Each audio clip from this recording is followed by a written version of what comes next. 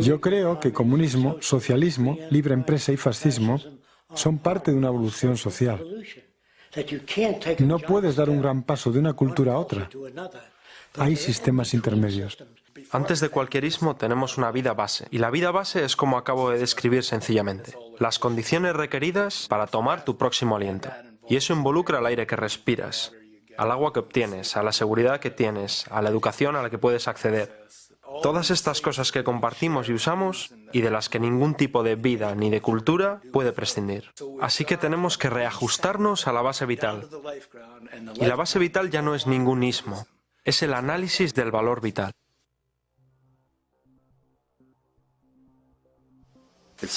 Es simplemente una cuestión de hechos históricos que la cultura intelectual dominante de cualquier sociedad en particular refleje los intereses del grupo dominante en esa sociedad.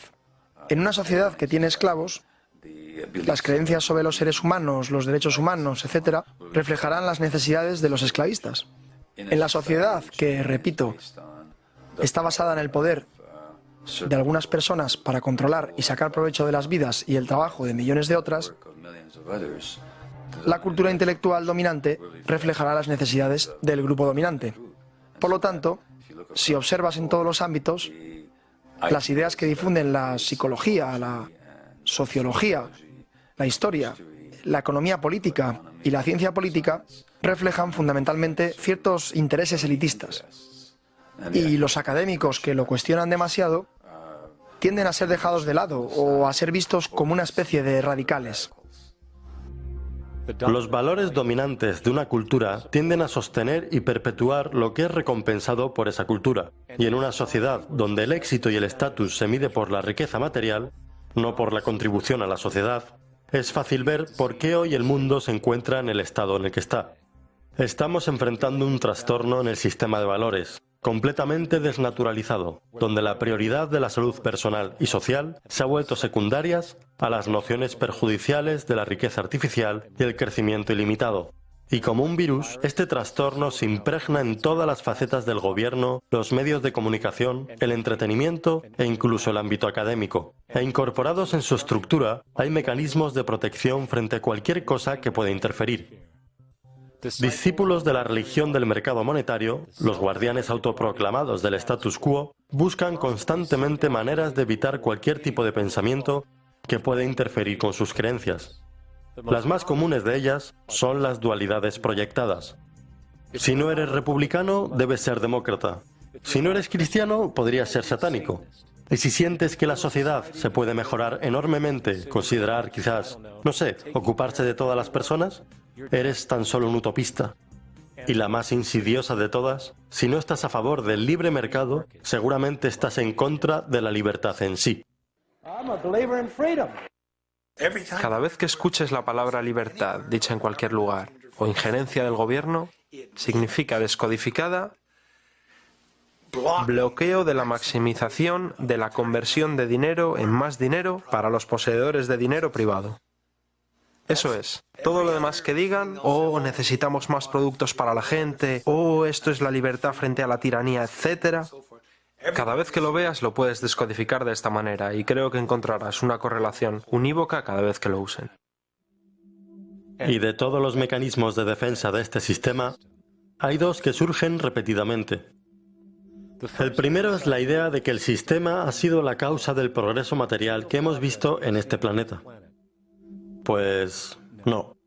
Básicamente existen dos causas fundamentales que han creado el aumento de la llamada riqueza y del crecimiento de la población que vemos hoy en día.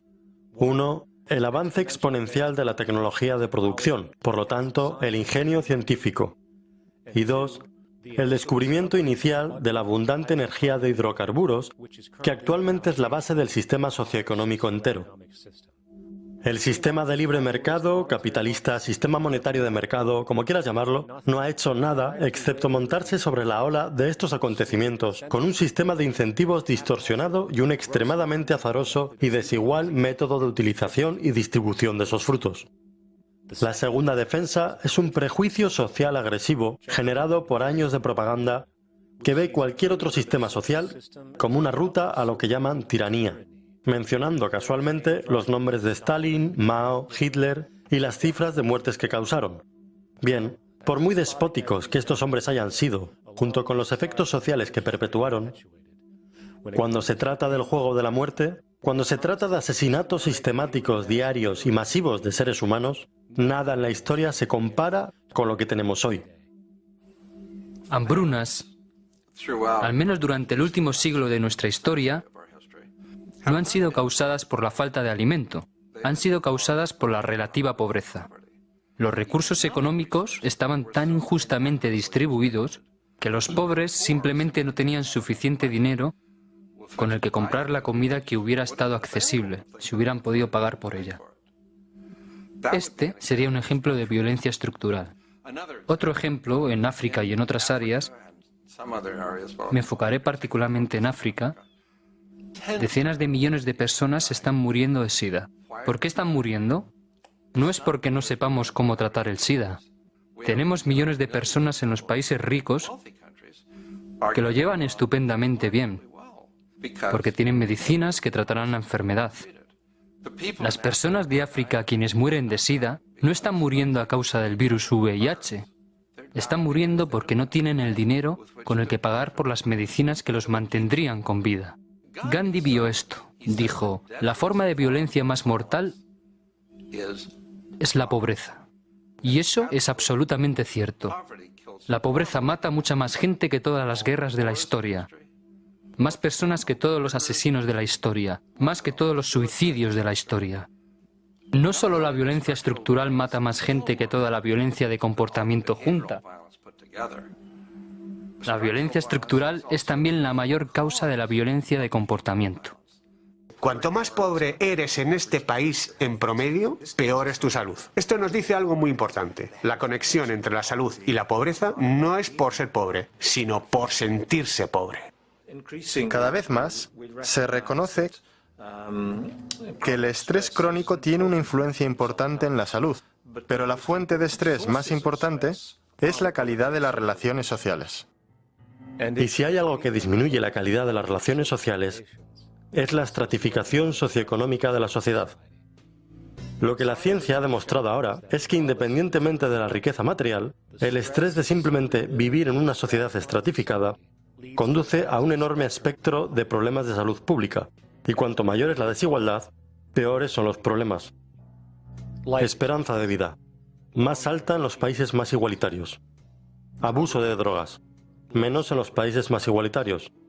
Enfermedad mental, menos en los países más igualitarios.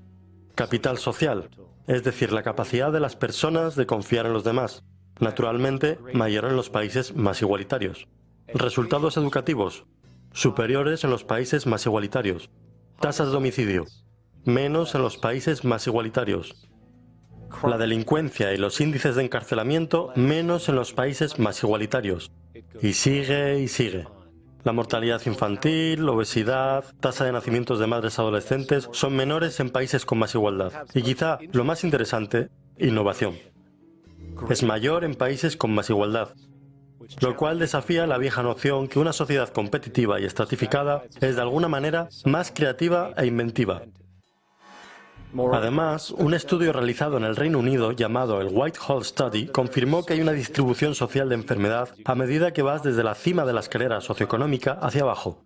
Por ejemplo, se encontró que los travesaños más bajos de la jerarquía social tenían 4 veces más incidencias de mortalidad por enfermedades cardíacas comparado con los travesaños más altos. Y este patrón existe al margen del acceso a servicios de salud. Así, mientras peor sea el relativo estatus financiero de una persona, peor será en promedio su salud.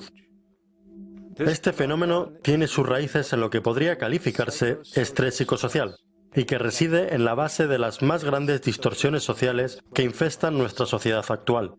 Su causa, el sistema de mercado monetario. No se equivoquen. El mayor destructor de la ecología, la fuente más grande de desperdicio, agotamiento y contaminación, el mayor proveedor de violencia, guerra, crimen, pobreza, maltrato animal e inhumanidad, el generador más grande de neurosis social y personal, desórdenes mentales, depresión y ansiedad, sin mencionar la fuente más grande de parálisis social que nos detiene de movernos hacia nuevas metodologías de salud personal, sostenibilidad global y progreso en este planeta. No es algún gobierno o legislación corrupta. No es una corporación deshonesta o cártel bancario. No es un defecto en la naturaleza humana. Y no es un secreto cabal oculto que controla el mundo. Es, de hecho, el sistema socioeconómico en sí, en su propia fundación.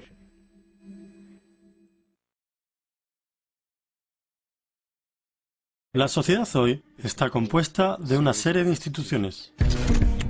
Desde instituciones políticas, instituciones jurídicas, instituciones religiosas, a instituciones de clase social, valores familiares y especialización ocupacional. Es obvia la influencia profunda que tienen estas estructuras tradicionalizadas en moldear nuestras perspectivas y entendimientos. Sin embargo, de todas las instituciones sociales a las que somos expuestos, que nos manejan y nos condicionan, parece que no hay un sistema más dado por sentado e incomprendido que el sistema monetario. Tomando proporciones casi religiosas, la institución monetaria establecida existe como una de las formas de fe más incuestionadas que hay. Cómo el dinero es creado, las políticas que lo gobiernan y cómo afecta verdaderamente a la sociedad son intereses que la gran mayoría de la población no registra.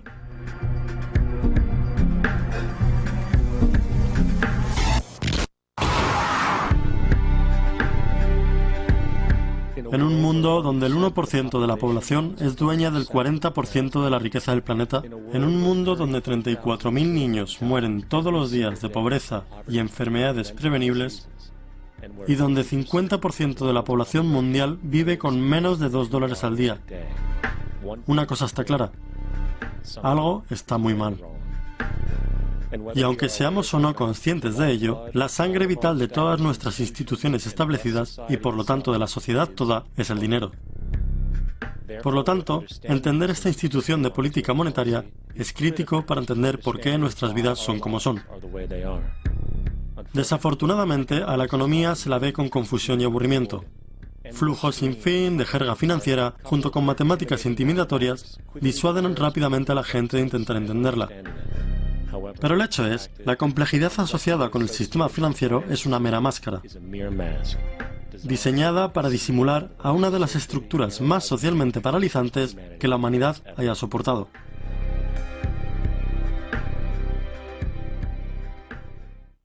Y esto nos trae a la pregunta suprema: ¿por qué?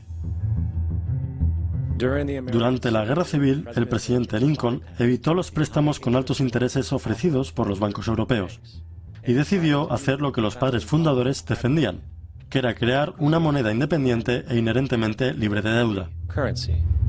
Se llamó el Greenback. A poco de tomada esta medida, un documento interno circuló entre los intereses banqueros privados británicos y americanos, declarando: la esclavitud es ser dueño de la labor y trae consigo el cuidado de los trabajadores, mientras que el plan europeo es que el capital controlará la labor a través de los salarios. Esto puede hacerse controlando el dinero. No se permitirá el Greenback, ya que no podemos controlar eso. Esta política de reserva fraccional, perpetrada por la Reserva Federal, que se ha desplegado en la práctica a la gran mayoría de los bancos en el mundo, es de hecho un sistema moderno de esclavitud. Piénsenlo. El dinero se crea de la deuda. ¿Qué hace la gente cuando está endeudada? Se presentan a un empleo para pagarla. Pero si el dinero solo se puede crear de los préstamos, ¿cómo puede la sociedad librarse alguna vez de la deuda? No puede. Y ese es el punto. Y es el miedo de perder sus activos asociada con la lucha por mantenerse, con la deuda e inflación perpetuas inherentes en el sistema, acrecentado por la escasez inescapable dentro del suministro monetario mismo, creado por el interés que nunca se puede pagar, que mantiene el salario esclavo alineado, corriendo en la rueda de hámster con otros millones, en efecto, dándole poder a un imperio que verdaderamente beneficia solo a la élite en la punta de la pirámide. Pues, al final del día, ¿para quién estás trabajando realmente? Los bancos. El dinero se crea en los bancos e invariablemente termina en un banco. Ellos son los maestros verdaderos, junto con las corporaciones y gobiernos a los que apoyan. La esclavitud física requiere que la gente sea alimentada y alojada. La esclavitud económica requiere que la gente se alimente y se aloje a sí misma. Es uno de los engaños más ingeniosos de manipulación que jamás se haya creado, y en su núcleo es una guerra invisible contra la población. Deuda es el arma usada para conquistar y esclavizar sociedades, y el interés es su munición principal. Y mientras la mayoría camina por ahí ignorante de esta realidad, los bancos, en conspiración con el gobierno y las corporaciones, continúan perfeccionando y expandiendo sus tácticas de guerra económica, generando nuevas bases como el Banco Mundial y el Fondo Monetario Internacional. Claro está, enfrentamos fuertes barreras en la forma de estructuras de poder bien establecidas que rehúsan al cambio. Y en el corazón de estas estructuras está el sistema monetario. Como se explicó anteriormente, la política de reserva fraccionaria es una forma de esclavitud a través de la deuda, en donde es literalmente imposible que la sociedad se libere. A cambio, el capitalismo de libre mercado, en la forma de libre comercio, utiliza la deuda para encerrar al mundo y manipular países, volviéndolos sirvientes de un puñado de grandes poderes políticos y económicos. Además de estas obvias inmoralidades, el sistema en sí mismo se basa en la competencia, lo cual inmediatamente destruye la posibilidad de colaboración a gran escala para el bien común, y consecuentemente paralizando cualquier intento de verdadera sostenibilidad global. Estas estructuras financieras y corporativas ya son obsoletas y deben ser reemplazadas. Por supuesto, no podemos ser tan ingenuos como para pensar que la élite financiera va a compartir esta idea, pues perderían su poder y su control. Así que debemos tomar acciones pacíficas y altamente estratégicas. El curso de acción más poderoso es simple. Debemos cambiar nuestro comportamiento para moldear a las estructuras de poder a la voluntad del pueblo.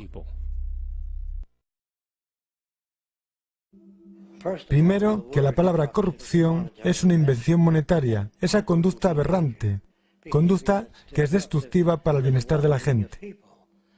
Bueno, tú estás lidiando con conducta humana, y la conducta humana aparece ambientalmente determinada, lo que significa que si fuiste criado por un indígena semínola desde el nacimiento y nunca viste nada más, retendrás ese sistema de valores.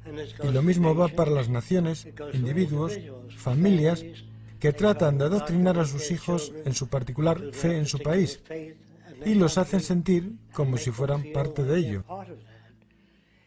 Y construyen una sociedad que llaman establecida. Ellos establecieron un punto de vista trabajable e intentan perpetuar eso, cuando en realidad todas las sociedades son emergentes, no establecidas, que combaten las nuevas ideas que podrían interferir con el establishment. Los gobiernos tratan de interferir con lo que les mantiene en el poder. La gente no es elegida a un cargo político para cambiar las cosas. Ellas están puestas ahí para mantener las cosas de la manera que están. Como ves, las bases de la corrupción están en nuestra sociedad. Déjame aclararlo. Todas las naciones son básicamente corruptas porque tratan de preservar las instituciones existentes.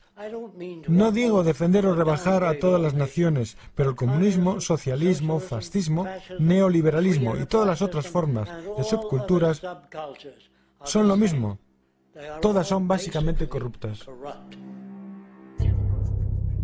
La característica más fundamental de nuestras instituciones sociales es la necesidad de autopreservarse. Ya sea lidiando con una corporación, religión o gobierno, el principal interés es preservar la institución misma. Por ejemplo, la última cosa que una compañía petrolera quiere es la utilización de energía fuera de su control, pues hace a esa compañía menos relevante para la sociedad. De la misma forma, la Guerra Fría y el colapso de la Unión Soviética fue en realidad una forma de preservar y perpetuar la economía y la hegemonía global establecida de los Estados Unidos. Similarmente, las religiones condicionan a la gente a sentirse culpables por inclinaciones naturales, todas clamando ofrecer el único camino al perdón y a la salvación. En el corazón de esta autopreservación institucional yace el sistema monetario. pues es el dinero el que provee los medios de poder y supervivencia. De ahí, tanto como una persona pobre puede estar forzada a robar para sobrevivir, es una inclinación natural el hacer lo que sea necesario para continuar con la rentabilidad de una institución. Esto hace inherentemente difícil el cambiar para las instituciones basadas en renta, pues pone en riesgo no solo la supervivencia de un gran grupo de personas, sino también el codiciado estilo de vida materialista asociado con la afluencia y el poder. Por consiguiente, la necesidad paralizante de preservar una institución, sin importar su relevancia social, está grandemente arraigada en la necesidad de dinero o ganancia. ¿Qué hay en ello para mí? Es lo que piensa la gente. Y si un hombre hace dinero vendiendo cierto producto, ahí es donde va a pelear la existencia de otro producto que pueda amenazar su institución.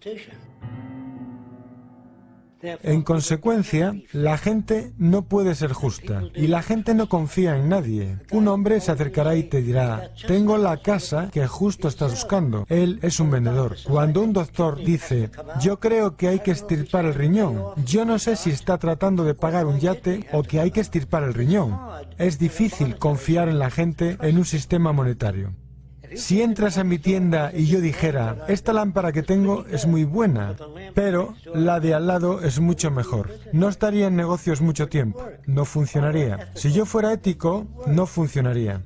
Entonces, cuando decimos que a la industria le importa a la gente, eso no es verdad. Ellos no pueden costear el ser éticos. Así que tu sistema no está diseñado para servir el bienestar de la gente. Si todavía no entiendes que no habría falta de puestos de trabajo si realmente les importara a la gente. A la industria no le importa. Ellos solo contratan personas porque no ha sido automatizado todavía. Así que no hablemos de decencia y ética. No podemos costearlo y continuar el negocio. Es importante señalar que sin importar si el sistema social es fascista, socialista, capitalista o comunista, el mecanismo que yace debajo es todavía el dinero, trabajo y competencia. La China comunista no es menos capitalista que los Estados Unidos. La única diferencia es el grado en el cual el Estado interviene en las empresas. La realidad es que el monetaritismo, por decirlo así, es el mecanismo verdadero que guía los intereses de todos los países en el planeta. La variación más agresiva y en consecuencia dominante de este monetaritismo es el sistema de libre empresa. La perspectiva fundamental, como publicaron los primeros economistas de libre mercado, como Adam Smith, es que el interés personal y la competición lleva a la prosperidad social, ya que el acto de competir crea incentivo, el que motiva a la gente a perseverar. No obstante, de lo que no se habla es cómo una economía basada en la competencia invariablemente lleva a la corrupción estratégica y la consolidación del poder y la riqueza, estratificación social, parálisis tecnológica, abuso laboral y, por último, a una forma encubierta de dictadura gubernamental de la élite rica. La palabra corrupción a menudo es definida como perversión moral. Si una compañía vuelca desperdicios tóxicos en el océano para ahorrar dinero, la mayoría de la gente reconoce esto como comportamiento corrupto. De forma más sutil, cuando Walmart se muda a un pueblo pequeño y fuerza a los negocios pequeños a cerrar puesto que no pueden competir, un área gris emerge. Pues, ¿qué es lo que Walmart está haciendo exactamente mal? ¿Por qué deberían importarles a las organizaciones de madres y padres que destruyen? Aún más sutilmente, cuando una persona es despedida porque una máquina nueva ha sido creada que puede hacer el trabajo por menos dinero, la gente tiende a aceptar eso como así son las cosas, sin ver la inherente corrupción inhumana de tal acción. Porque el hecho es que aunque sea volcar desperdicios, tener una empresa monopolio o reducir la fuerza obrera, el motivo es el mismo: ganancias. Son todos diferentes grados del mismo mecanismo de autopreservación, el cual siempre pone el bienestar de la gente segundo de la ganancia monetaria. De ahí que la corrupción no es algún subproducto del monetaritismo, es la mismísima base. Y mientras muchas personas están enterados de esta tendencia en alguna medida, la mayoría permanece ingenua a las amplias ramificaciones de tener tal mecanismo egoísta como mentalidad guía en la sociedad. Internal documents show that after this company positively, absolutely knew that they had a medication that was infected with the AIDS virus, they took the product off the market in the U.S. and then they dumped it in France, Europe, Asia, and Latin America. The U.S. government allowed it to happen. The FDA allowed this to happen. And now the government is completely looking the other way. Thousands of innocent hemophiliacs have died from the AIDS virus. This company knew absolutely that it was infected with AIDS. They dumped it because they wanted to turn this disaster into a profit. Entonces ves, tienes corrupción autoconstruida. Todos estamos estafándonos unos a otros y no puedes esperar decencia en algo como esto. El futuro tendrá grandes dificultades. Y la pregunta que elevan los políticos es, ¿cuánto dinero costará el proyecto? La pregunta no es cuánto costará. ¿Tenemos los recursos? Y tenemos los recursos hoy para albergar a todo el mundo, construir hospitales para todo el mundo, construir escuelas para todo el mundo, los mejores equipamientos en laboratorio para enseñar y hacer investigaciones médicas. Como podéis ver, tenemos todo eso, pero estamos en un sistema monetario, y en un sistema monetario hay lucro. ¿Y cuál es el mecanismo fundamental que conduce el sistema de lucro, aparte del interés propio? ¿Qué es exactamente lo que mantiene ese eje competitivo en el núcleo? ¿Es alta eficiencia y sustentabilidad? No. Eso no es parte de su diseño. Nada producido en nuestra sociedad basada en lucro es ni remotamente eficiente o sustentable. Si lo fuese, no habría una industria multimillonaria de servicio técnico para reparar automóviles. Ni sería el promedio de vida útil de los aparatos electrónicos 3 meses antes de que sean obsoletos. ¿Es la abundancia? Absolutamente no. La abundancia basada en las leyes de oferta y demanda es en realidad una cosa negativa. Si una compañía de diamantes encuentra 10 veces la cantidad normal de diamantes durante la minería, significa que la oferta de diamantes se incrementó, lo que significa que el costo y ganancia por diamante cae.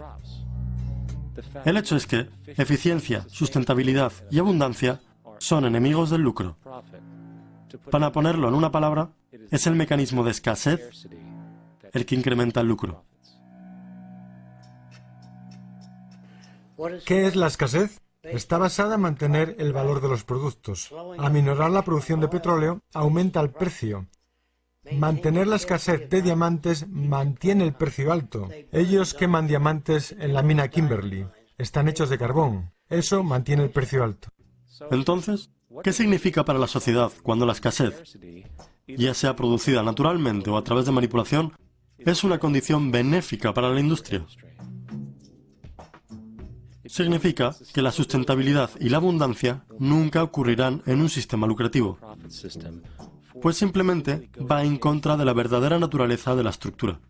De ahí que es imposible tener un mundo sin guerra o pobreza. Es imposible el continuo avanzar de la tecnología hacia sus estados más productivos y eficientes. Y lo más dramático, es imposible esperar que los seres humanos se comporten de forma verdaderamente ética o decente.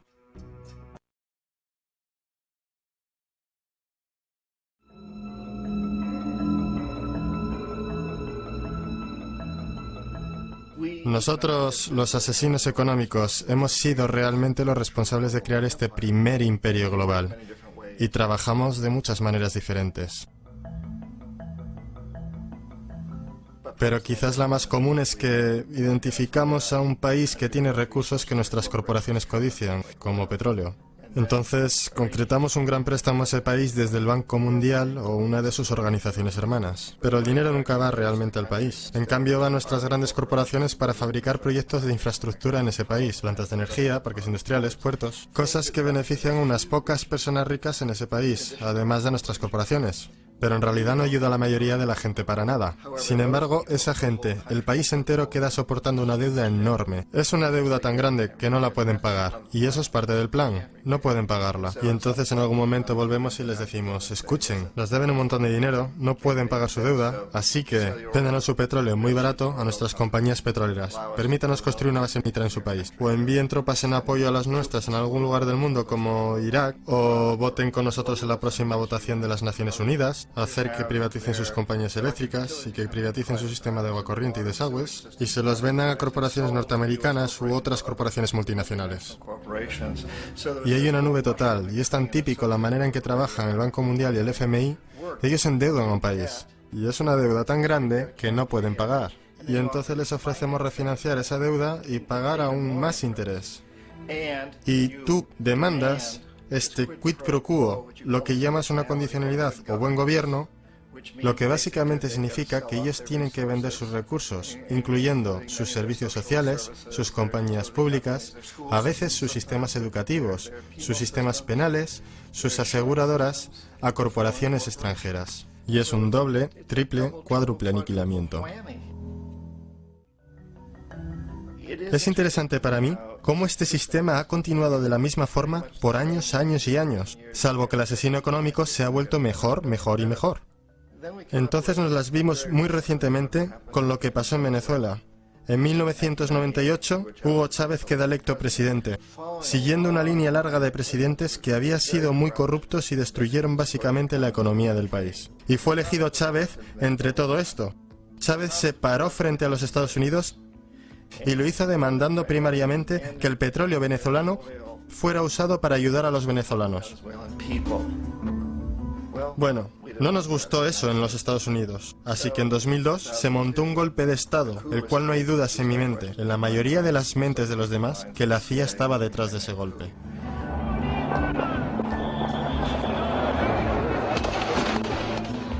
La manera en que fue fomentado ese golpe era muy parecido a aquel que Kermit Roosevelt hizo en Irán, de pagarle a la gente para que saliera a las calles, para manifestarse, para protestar, para decir que Chávez era muy impopular. ¿Sabes? Si puedes hacer que unos pocos miles de personas hagan eso, la televisión puede hacerlo parecer como que es el país entero y las cosas comienzan a crecer rápidamente. Excepto en el caso de Chávez. Él fue lo suficientemente inteligente y la gente lo respaldaba tan fuertemente que lo superaron.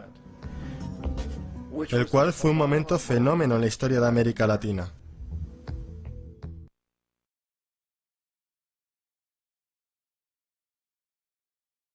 El petróleo es la base de y está presente por toda la estructura de la civilización humana. Hay 10 calorías de energía de hidrocarburos, petróleo y gas natural en cada caloría de comida que tú y yo comemos en el mundo industrializado. Los fertilizantes se hacen a partir de gas natural. Los pesticidas se hacen con petróleo. Manejas máquinas propulsadas por petróleo para plantar, arar, irrigar, cosechar, transportar, empaquetar. Envuelves la comida en plástico. Eso es petróleo. Todo el plástico es petróleo. Hay 7 galones de petróleo en cada neumático. El petróleo está en todos lados. Es ubicuo. Y es solo por el petróleo que hay 7.000 millones de personas o casi 7.000 millones de personas en este planeta ahora mismo. La llegada de esta energía fácil y barata, que es, por cierto, equivalente a millones de esclavos trabajando 24 horas al día, cambió el mundo de un modo tan radical durante el último siglo que la población se ha incrementado 10 veces. Pero para el 2050, las reservas petrolíferas serán capaces de mantener a menos de la mitad de la población mundial actual en su presente modo de vida. Entonces, la magnitud del ajuste para vivir de modo diferente es enorme.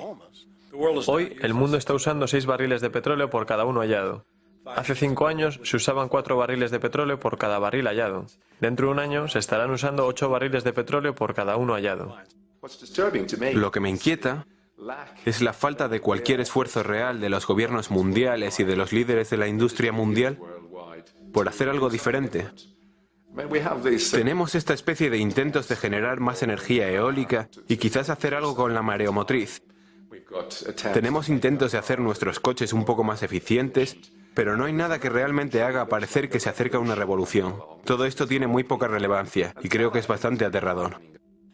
Y los gobiernos que son dirigidos por estos economistas, quienes realmente no aprecian de qué estamos hablando, tratan de estimular el consumismo para restablecer la prosperidad pasada, con la esperanza de que pueden restablecer el pasado. Están imprimiendo todavía más dinero careciendo de cualquier garantía. Así, si la economía mejora y se recupera y el famoso crecimiento regresa, será solamente pasajero porque, en un corto periodo de tiempo, contado en meses más que en años, volverá de nuevo a traspasar la barrera del abastecimiento. Habrá de nuevo un alza súbita de los precios y una recesión más profunda. Así que pienso que nos dirigimos a una serie de de círculos viciosos. Actualmente, la producción mundial de petróleo es de alrededor de 86 millones de barriles por día. A lo largo de 10 años, estás viendo cerca de 14 millones de barriles al día teniendo que ser reemplazados.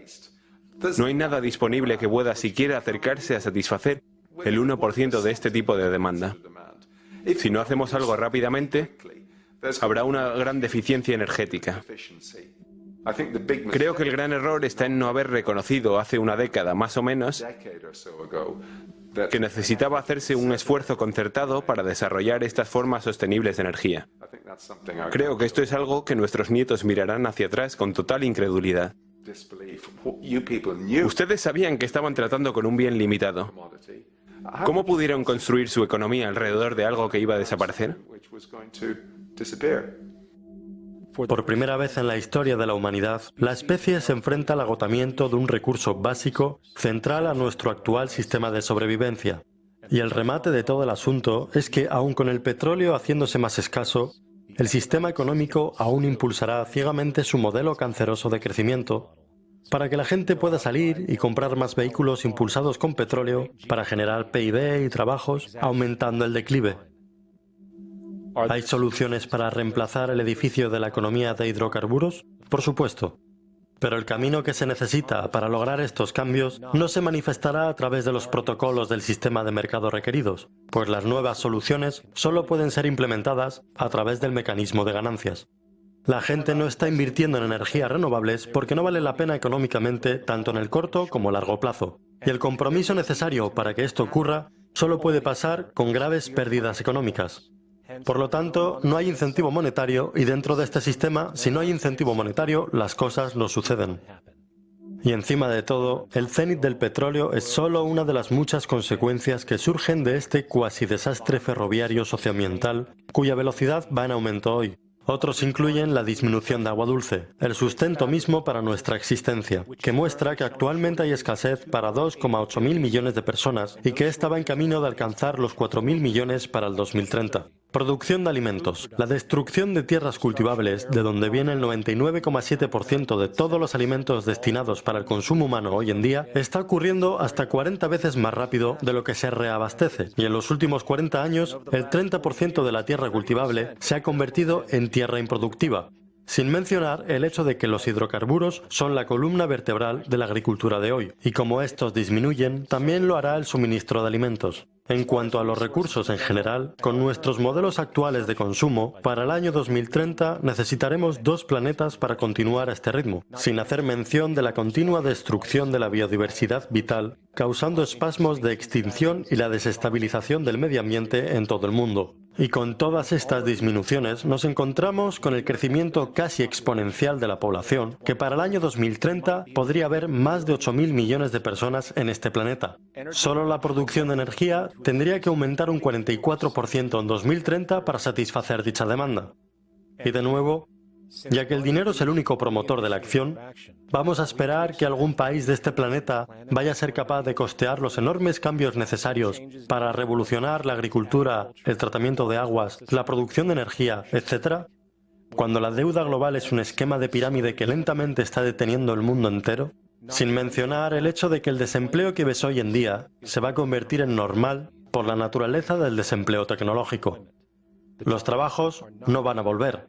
Y finalmente, una amplia perspectiva social. Desde 1970 hasta 2010, la pobreza en este planeta se duplicó a raíz de este sistema. Y dado nuestro estado actual, ¿crees honestamente que verás algo menos que más duplicación, más sufrimiento y más hambruna? No va a haber ninguna recuperación. Esta no es una larga depresión de la que algún día vamos a salir. Yo pienso que la próxima fase que vamos a ver después de la siguiente ronda de colapsos económicos es inquietud civil en masa, cuando los cheques de desempleo dejen de ser pagados porque los estados no tienen más dinero. Y cuando las cosas se tornen tan mal que la gente pierda confianza en sus líderes electos, demandarán un cambio, si no nos matamos unos a otros en el proceso o destruimos el medio ambiente. Tengo miedo de que lleguemos al punto de no retorno. Y eso me preocupa sin cesar. Hacemos todo lo que podemos para evitar esa condición. Está claro que estamos al borde de una gran transición de la vida humana. Eso a lo que nos enfrentamos ahora es un cambio fundamental en la vida que hemos conocido durante el siglo pasado.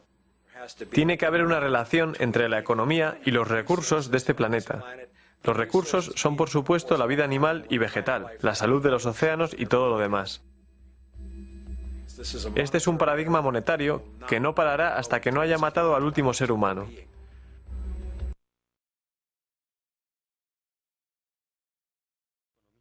¿Qué es lo que mantiene nuestro sistema económico en movimiento? El consumo. O siendo más precisos, consumo cíclico. Cuando analizamos las bases de la economía clásica de los mercados, nos quedamos con un patrón de intercambio monetario, al que simplemente no se le puede permitir detenerse, ni siquiera desacelerarse considerablemente, si la sociedad como la conocemos tiene que mantenerse en funcionamiento. Hay tres actores principales en el escenario económico: el empleado, el empleador y el consumidor. El empleado vende su trabajo al empleador por un sueldo.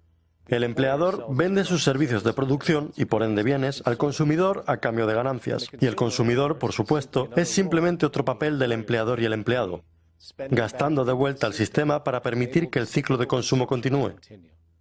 En otras palabras, el sistema de mercado global se basa en la suposición de que siempre habrá suficiente demanda de producto en una sociedad para hacer circular suficiente dinero a un ritmo que pueda mantener vivo el proceso de consumo.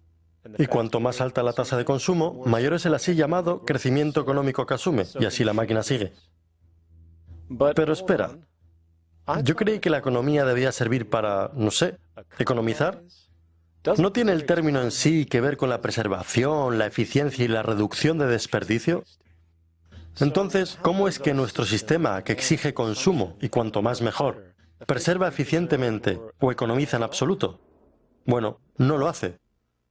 La intención del sistema de mercado es, en realidad, exactamente lo contrario de lo que una economía real debería hacer, que es orientar de manera eficiente y conservadora los materiales para la producción y distribución de bienes vitales. Vivimos en un planeta finito con recursos finitos, donde, por ejemplo, el petróleo que utilizamos llevó millones de años en crearse, donde los minerales que usamos llevaron billones de años en crearse. Así que tener un sistema que deliberadamente promueve la aceleración del consumo por el bien del supuesto crecimiento económico es pura locura ecocida. Y junto con este asunto del incentivo, viene la suposición común que si no hay ninguna presión externa para que uno trabaje para vivir, la gente simplemente se quedaría sentada, haciendo nada, convirtiéndose en una bola de grasa perezosa. Esto es un disparate. El sistema laboral que tenemos hoy en día es en realidad el generador de pereza, no una solución a ella. Si haces memoria de cuando eras niño, lleno de vida, interesado en comprender cosas nuevas, probablemente creando y explorando, pero a medida que el tiempo pasó, el sistema te empujó hacia el objetivo de averiguar cómo generar dinero. Y desde una educación temprana hasta unos estudios universitarios, estás limitado. Solo para emerger como una criatura que sirve como una pieza más en el engranaje de un modelo que envía todos sus frutos al 1% que está en la cima. Ahora los estudios científicos han demostrado que efectivamente la gente no está motivada por recompensas monetarias cuando se refiere al ingenio y la creación. La creación en sí es la recompensa. El dinero, de hecho, parece servir solo como un incentivo para acciones banales y repetitivas. Un papel que acabamos de mostrar puede ser reemplazado por una máquina. Cuando a innovación se refiere, el uso real de la mente humana, el incentivo monetario ha demostrado ser un obstáculo, interfiriendo y apartándose del pensamiento creativo. Y esto puede llegar a explicar por qué Nikola Tesla, los hermanos Wright y otros inventores que han contribuido masivamente a nuestro mundo actual nunca demostraron algún interés monetario para realizar sus inventos. El dinero es de hecho un incentivo falso y causa 100 veces más distorsión que contribución.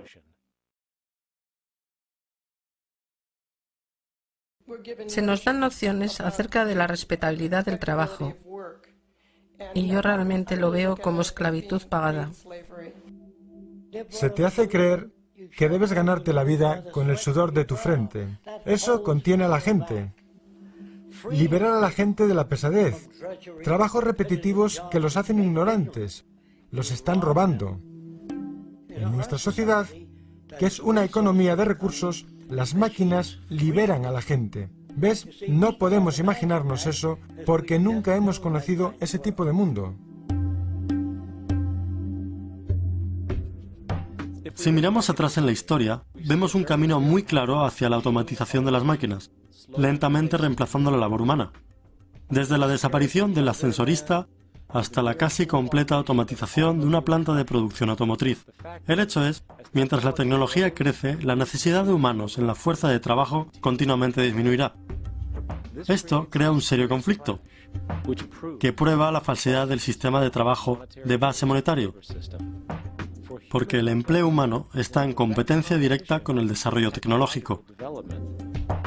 A partir de ahí, dada la prioridad fundamental del lucro en la industria, la gente será continuamente apartada y reemplazada por las máquinas.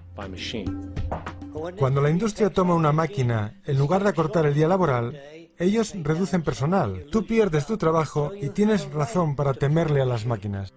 En una economía de recursos, altamente tecnológica, es conservador decir que alrededor del 90% de todas las ocupaciones actuales se podrían encarar por máquinas, liberando a los humanos para vivir su vida sin servidumbre, ya que este es el punto de la tecnología en sí misma. Y a través del tiempo, con nanotecnología y otras formas altamente avanzadas de ciencia, no será a largo plazo ver cómo un procedimiento médico complejo puede ser llevado a cabo por máquinas también, y basado en el patrón con mucho más alto éxito del que los humanos obtienen hoy. El camino es claro, pero nuestra estructura de base monetaria, que requiere trabajo por ingresos, bloquea este progreso, pues los humanos necesitan trabajo para sobrevivir. El balance final es que este sistema debe irse, o nunca seremos libres y la tecnología será constantemente paralizada.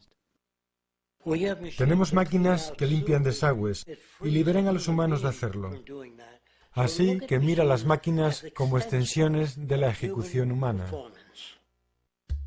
Más aún, muchas ocupaciones de hoy simplemente no tendrán base para existir en una economía de recursos, como cualquier cosa asociada con la administración del dinero, publicidad, junto con un sistema legal. Pues, sin dinero, una gran mayoría de los crímenes que se cometen hoy nunca ocurrirían. Virtualmente, todas las formas de crimen son consecuencia del sistema monetario, ya sea directamente o por neurosis infligida a través de la depravación financiera.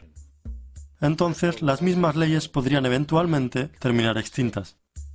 En vez de poner un letrero, conduzca con precaución, calzada resbaladiza con agua, pon abrasivo en la carretera para que no sea resbaladizo con el agua. Y cuando una persona se mete en un coche ebria y el vehículo oscila mucho, hay un pequeño péndulo que balancea adelante y atrás y que pondrá el coche a un costado.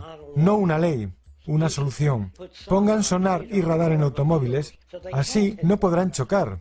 Las leyes del hombre son intentos de lidiar con problemas que pasan y sin saber cómo resolverlos, ellos hacen una ley. En Estados Unidos, la nación más privatizada y capitalista del planeta, no es de sorprender que también sea la nación con mayor población penitenciaria, creciendo año tras año. Estadísticamente, la mayoría de estas personas no tienen educación y vienen de sociedades depravadas o pobres. Y contrario a la propaganda, es este condicionamiento ambiental que los lleva a la conducta violenta y criminal. Sin embargo, la sociedad mira para otro lado en lo que se refiere a este punto. Los sistemas legales y las prisiones son otro ejemplo más de cómo nuestra sociedad evita examinar las causas raíz de la conducta. Miles de millones se gastan cada año en prisiones y policía, mientras solo una fracción se gasta en programas para la pobreza, que es una de las variables más fundamentales responsables del crimen para empezar. Y mientras tengamos un sistema económico que prefiere y de hecho crea escasez y privación, el crimen nunca se irá.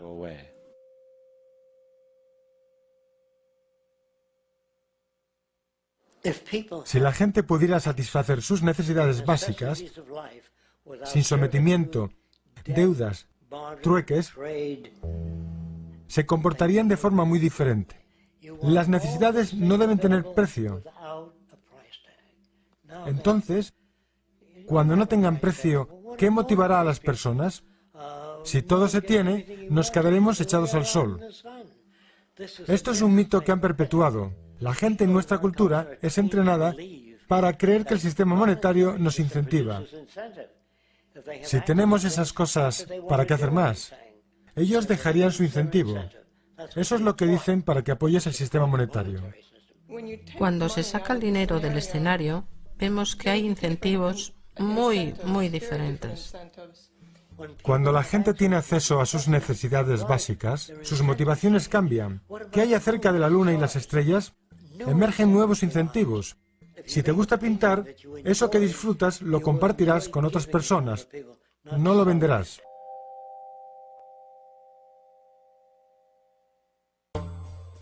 Pienso que la mayoría de la educación de hoy en día es esencialmente para producir trabajadores. Es muy especializada. No hay generalidad. La gente no sabe demasiado sobre diferentes temas. Yo no creo que consiguieran gente para la guerra si supiera mucho sobre muchas cosas. Pienso que la educación es memorizar. No se enseña a resolver problemas. No se dan las herramientas emocionales o contextuales de cómo tener un pensamiento crítico. En una economía de recursos, la educación sería muy diferente. El principal interés de nuestra sociedad es el desarrollo mental y la motivación de cada individuo a su mayor potencial. Porque nuestra filosofía es, cuanto más inteligente sea la gente, más rico será el mundo, porque todos nos convertimos en contribuyentes. Mientras más brillantes sean nuestros hijos, mejores vidas tendremos, porque estarán contribuyendo más constructivamente al ambiente y a nuestra vida, porque todo lo que nosotros dejemos como legado en esta economía de recursos sería aplicado a la sociedad. No habría nada para retenerlo. Patriotismo, armamento, ejércitos y fuerzas armadas. Todo esto es una señal de que aún no estamos civilizados. Los niños preguntarán a sus padres, ¿y no se daban cuenta de la necesidad de máquinas? Papá, ¿no veías que la guerra era inevitable cuando producían escasez? ¿Acaso no es obvio? Por supuesto, el chico entenderá que tú eras un tonto, criado solo para servir a las instituciones establecidas. Estamos en una sociedad tan enferma y abominable que no haremos historia en los libros. Estos solo dirán que las grandes naciones tomaron tierra de las pequeñas, usando la fuerza y la violencia. La historia hablará de comportamiento corrupto todo el tiempo hasta el comienzo del mundo civilizado. Eso será cuando todas las naciones trabajen juntas. Unificación mundial, trabajando por el bien común de toda la humanidad y sin que nadie sea sirviente de nadie más. Sin los estratos sociales, ya sea elitismo técnico o cualquier otra clase de elitismo erradicado de la faz de la Tierra.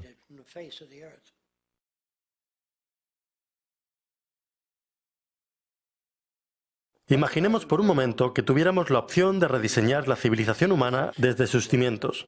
¿Qué tal si, hipotéticamente hablando, descubriéramos una réplica exacta del planeta Tierra y la única diferencia entre este nuevo planeta y nuestro planeta actual fuese que la evolución humana nunca ocurrió? Sería un cuadro en blanco. Ni países, ni ciudades, ni contaminación, ni republicanos. Tan solo un entorno impoluto y abierto. ¿Qué haríamos entonces? Bien, primero necesitamos una meta, ¿cierto? Y podemos estar seguros al decir que esta meta sería sobrevivir. Y no solamente sobrevivir, sino hacerlo de una manera óptima, saludable y próspera. La mayoría de la gente, de hecho, desea vivir y preferiría hacerlo sin tener que sufrir. Por lo tanto, la base de esta civilización debe ser de apoyo y por consiguiente sostenible para la vida humana cuanto sea posible, tomando en cuenta las necesidades materiales de todas las personas del mundo y a la vez intentando eliminar cualquier cosa que pudiera dañarnos a largo plazo. Con esa meta de sostenibilidad máxima entendida, la siguiente pregunta concierne a nuestro método. ¿Qué tipo de enfoque tomamos? Bueno, veamos. La última vez que me fijé, la política era el método de operación social en la Tierra. Entonces, ¿qué nos dicen las doctrinas de los republicanos, liberales, conservadores o socialistas sobre el diseño de la sociedad? Absolutamente nada. Bien, entonces, ¿qué hay de la religión? Seguramente el gran creador tuvo que haber dejado unos planos en algún lugar. No, nada que pueda encontrar. Bueno, veamos, ¿qué nos queda? Parece que algo llamado ciencia. La ciencia es única porque sus métodos exigen que las ideas propuestas no solo sean probadas y repetidas, sino que todo lo que la ciencia propone es también inherentemente falsable. En otras palabras, a diferencia de la religión y la política, la ciencia no tiene ego, y todo lo que sugiere acepta la posibilidad de resultar erróneo finalmente. No se ata a nada y evoluciona constantemente. Bueno, eso suena bastante natural para mí. Entonces, basándonos en el estado actual del conocimiento científico a principios del siglo XXI, junto con nuestra meta de máxima sostenibilidad para la población humana, ¿cómo empezamos el proceso mismo de construcción? Bueno, la primera pregunta que hacer es, ¿qué necesitamos para sobrevivir? La respuesta es, por supuesto, recursos planetarios. Ya sea el agua que bebemos, la energía que usamos o las materias primas que utilizamos para crear herramientas y refugio, el planeta alberga un inventario de recursos, muchos de los cuales se requieren para nuestra supervivencia. Así que, dada esa realidad, se vuelve crítico averiguar qué tenemos y dónde está. Esto significa que debemos llevar a cabo una investigación. Simplemente localizamos e identificamos cada recurso físico del planeta que podamos, junto con la cantidad disponible en cada ubicación.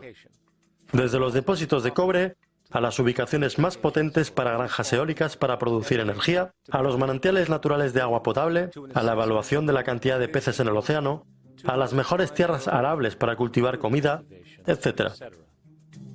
Pero, como los humanos vamos a consumir estos recursos a lo largo del tiempo, entonces nos damos cuenta de que no solo necesitamos localizar e identificar, también necesitamos monitorizar.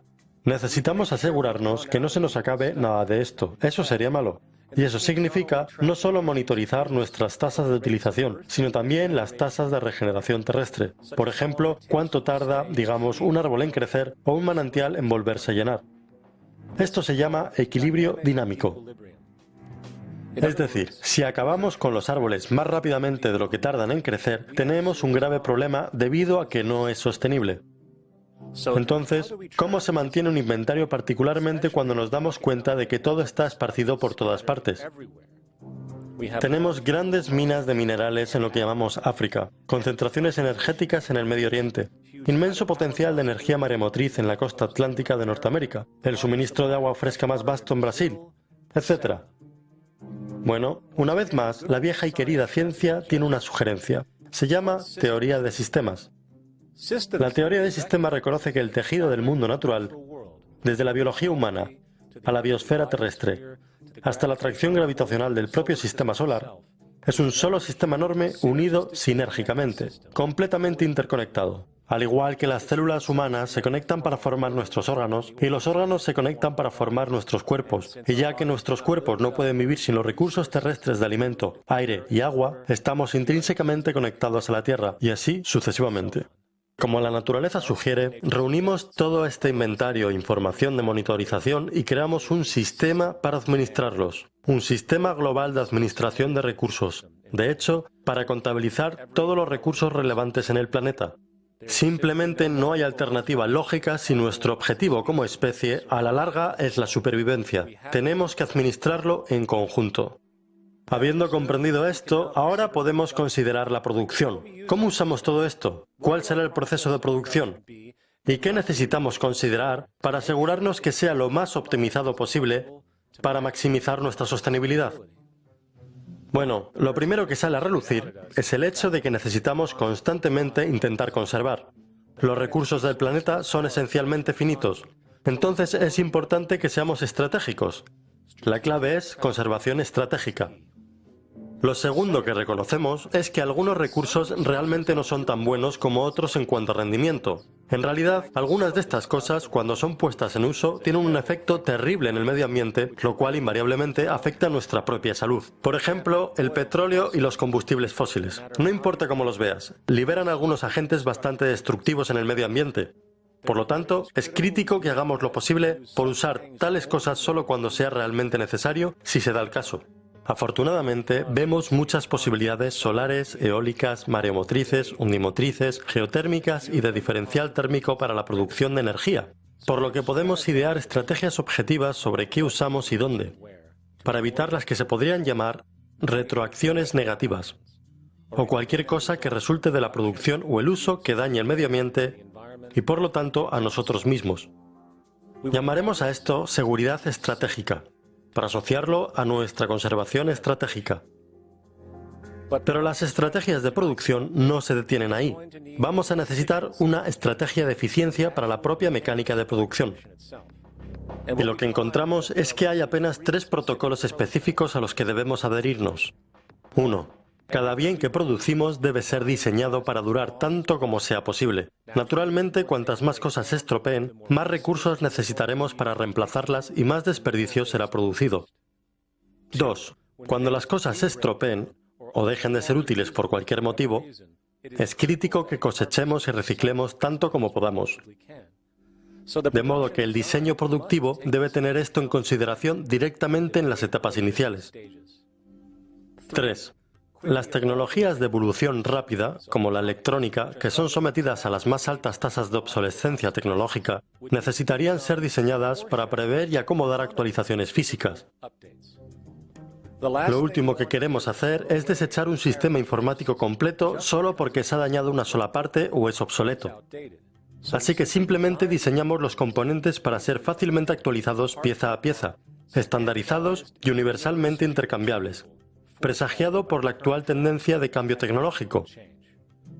Y cuando nos damos cuenta de que los mecanismos de la preservación estratégica, la seguridad estratégica y la eficiencia estratégica son puramente consideraciones técnicas desprovistas de cualquier opinión humana o parcialidad, simplemente programamos estas estrategias en un ordenador, el cual puede sopesar y calcular todas las variables relevantes, permitiéndonos llegar siempre al método más favorable para la producción sostenible basado en los conocimientos actuales. Y aunque podría sonar complejo, en realidad es una calculadora glorificada, sin mencionar que dicha toma multivariada de decisiones y dichos sistemas de monitorización ya están siendo utilizados alrededor del mundo para propósitos aislados. Simplemente hay que expandirlo. Ahora bien, no solo tenemos nuestro sistema de administración de recursos, sino que también un sistema de administración de producción, los cuales son fácilmente automatizados por el ordenador para maximizar la eficiencia, la preservación y la seguridad. La realidad informativa es que la mente humana o incluso de un grupo de humanos no puede seguir lo que necesita seguimiento. Debe ser realizado por ordenadores y eso es posible. Y esto nos lleva al siguiente nivel, la distribución. ¿Qué estrategias de sostenibilidad tienen sentido? Bueno, ya que sabemos que la distancia más corta entre 2 puntos es una línea recta y que se requiere energía para propulsar máquinas de transporte, cuanto más corta la distancia de transporte, mayor será la eficiencia. Producir bienes en un continente y enviarlos a otro solo tiene sentido si los bienes en cuestión simplemente no pueden ser producidos en el área deseada. De otra forma, no es más que derrochador. Debemos producir localmente para que la distribución sea simple, rápida y que requiera la menor cantidad de energía posible. Llamaremos a esto la estrategia de proximidad, lo que significa simplemente reducimos al máximo el transporte de bienes, sean materias primas o productos de consumo acabados. Por supuesto, puede que también sea importante saber qué bienes transportamos y por qué. Esto cae en la categoría de la demanda, y la demanda es simplemente lo que las personas necesitan para estar saludables y para tener una alta calidad de vida. El espectro de las necesidades materiales humanas va desde las necesidades vitales, como comida, agua potable y refugio, hasta bienes sociales y recreativos, que permiten relajación y disfrute personal y social, ambos importantes factores en el conjunto de la salud humana y social. Así que simplemente realizamos otra encuesta. Las personas describen sus necesidades, la demanda se evalúa y la producción se inicia basada en dicha demanda. Y puesto que los niveles de demanda de diferentes bienes fluctuarán naturalmente y cambiarán en diferentes regiones, debemos crear un sistema de monitorización de demanda-distribución para evitar la sobreproducción o la escasez. Por supuesto, esta idea no es nueva. Se utiliza en las principales cadenas de tiendas actualmente para asegurar que su inventario se mantiene al día. Solo que esta vez vamos a monitorizar globalmente. Pero espera un poco. No podemos entender completamente la demanda si no tenemos en cuenta el uso real del bien en sí mismo. ¿Es lógico y sostenible que cada ser humano tenga, digamos, una de cada cosa que se produce, sin importar su uso? No. Eso sería, sencillamente, derrochador e ineficiente. Si una persona tiene necesidad de un bien, pero esa necesidad dura solo, por ejemplo, 45 minutos al día de media, sería mucho más eficiente que ese bien estuviese disponible para ellos y para otros cuando lo necesitasen. Muchos olvidan que no es el bien lo que quieren, sino el propósito que sirve ese bien. Cuando entendemos que el bien en sí mismo solo es tan importante como su utilidad, vemos que la restricción externa, o lo que podríamos llamar hoy propiedad, es extremadamente derrochador y medioambientalmente ilógico en un sentido fundamental y económico. Así que necesitamos concebir una estrategia llamada acceso estratégico. Esta sería la base para nuestro sistema de monitoreo de demanda-distribución, el cual garantiza que podamos satisfacer la demanda de las necesidades de la población para acceder a lo que sea que necesiten cuando lo necesiten. Y en lo que respecta a adquirir los bienes físicamente, los centros de acceso centralizados y regionales tienen mucho sentido, ya que la mayor parte estarían ubicados muy cerca de la población. Y una persona simplemente llegaría, tomaría el artículo, lo usaría y cuando haya terminado y no lo necesite, lo devolvería.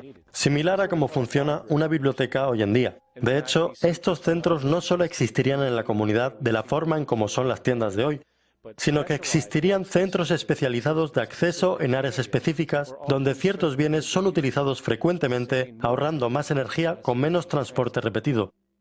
Y una vez el sistema de monitoreo de demanda esté operativo, estará unido a nuestro sistema de gestión de producción y, por supuesto, a nuestro sistema de gestión de recursos, creando así una máquina de gestión económica global, unificada y de actualización dinámica, que simplemente asegure que nos mantengamos sostenibles, comenzando por proteger la integridad de nuestros limitados recursos, trabajando para garantizar que solo fabriquemos los mejores y más estratégicos artículos posibles, mientras distribuyendo todo del modo más inteligente y eficiente posible. Y el resultado único de este método basado en la preservación, el cual es intuitivamente opuesto a muchos, es que este proceso de preservación y eficiencia lógico, ascendente y empírico, que solo puede determinar la verdadera sostenibilidad humana en el planeta, permitiría seguramente algo que nunca se ha visto en la historia humana: acceso a la abundancia.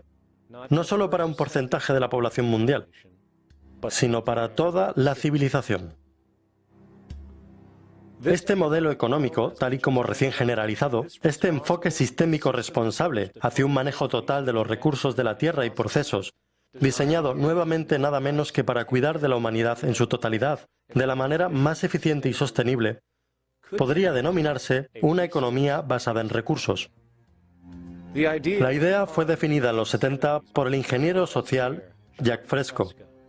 Él entendió en ese entonces que la sociedad iba en un curso de colisión entre la naturaleza y sí misma, insostenible a todo nivel, y si las cosas no cambiaban, nos destruiríamos de una forma u otra.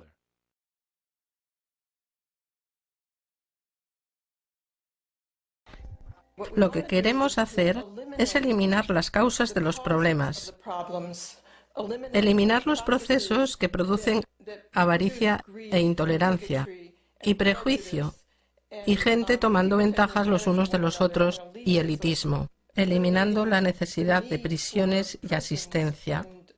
Hemos tenido siempre estos problemas porque siempre hemos vivido en escasez y trueques y sistemas monetarios que producen escasez. Si erradicas las condiciones que generan lo que tú llamas comportamiento social ofensivo, entonces ya no existe. Un tipo dice, pero escucha, ¿se nace con ello? No, no se nace con ello. No hay naturaleza humana, hay comportamiento humano, y ha sido cambiado siempre a través de la historia. No naciste con intolerancia y avaricia, y corrupción y odio. Eso lo tomas de la sociedad misma. Guerra, pobreza, corrupción, hambre, miseria, sufrimiento humano no va a cambiar en un sistema monetario. Habrá muy poco cambio significativo. Va a tener que ser el rediseño de nuestra cultura, nuestros valores, y tiene que estar relacionado con la capacidad de carga del planeta, no de algunas nociones u opiniones humanas o políticas, de la forma que debería ser el mundo, o alguna noción religiosa de la conducción de los asuntos humanos. Y de eso se trata el Proyecto Venus. La sociedad de la que estamos a punto de hablar es una sociedad que está libre de todas las viejas supersticiones, encarcelamiento, prisiones, crueldad policíaca y ley. Todas las leyes desaparecerán y las profesiones que no sean válidas desaparecerán. como los agentes de bolsa, consejeros financieros, se irán para siempre, porque ya no es relevante. Cuando entendamos que es la tecnología, inventada por el ingenio humano, la que libera a la humanidad e incrementa la calidad de nuestra vida, entonces nos damos cuenta que el enfoque más importante que podemos tener es la administración inteligente de los recursos de la Tierra. Pues es de estos recursos naturales que obtenemos los materiales para continuar nuestro camino de prosperidad. Entendiendo esto, entonces vemos que el dinero existe fundamentalmente como una barrera para estos recursos. Porque virtualmente cualquier cosa tiene una causa financiera. ¿Y por qué necesitamos dinero para obtener estos recursos? Porque hay escasez, real o asumida. Normalmente no pagamos por el aire o agua del grifo, porque hay en tal abundancia que venderla no tendría sentido. Y entonces, hablando lógicamente, si hay recursos y tecnología aplicables a crear cualquier cosa en nuestras sociedades, como casas, ciudades y transporte, estuviesen presentes en suficiente abundancia, no habría razón para vender nada. De la misma forma, si la automatización y maquinaria fuera tan tecnológicamente avanzada como para aliviar a los seres humanos del trabajo, no habría razón para tener un trabajo. Y con estos aspectos sociales cuidados, no habría razón para tener dinero en absoluto. Así que la última pregunta se mantiene. ¿Tenemos en la Tierra los recursos suficientes y el entendimiento tecnológico para crear una sociedad de tal abundancia que todo lo que tenemos ahora pudiese estar disponible sin un precio y sin la necesidad de sumisión a través del empleo? Sí, los tenemos. Tenemos los recursos y tecnología para permitir esto a un mínimo junto con la habilidad de elevar los estándares de vida tan alto que la gente del futuro mirará hacia atrás a nuestra civilización presente y ¡puf!, embobarse de cuán primitiva e inmadura era nuestra sociedad. Lo que propone el Proyecto Venus es un sistema enteramente diferente que esté puesto al día con el saber de hoy. Nunca les hemos planteado a nuestros científicos el problema de cómo diseñar una sociedad que eliminaría el aburrimiento y el trabajo monótono, que eliminaría los accidentes de transportes, que le permita a la gente tener un alto nivel de vida, que elimine los tóxicos de nuestra comida, nos dé otras fuentes de energía que sean limpias y eficientes. Nosotros podemos hacerlo allá afuera.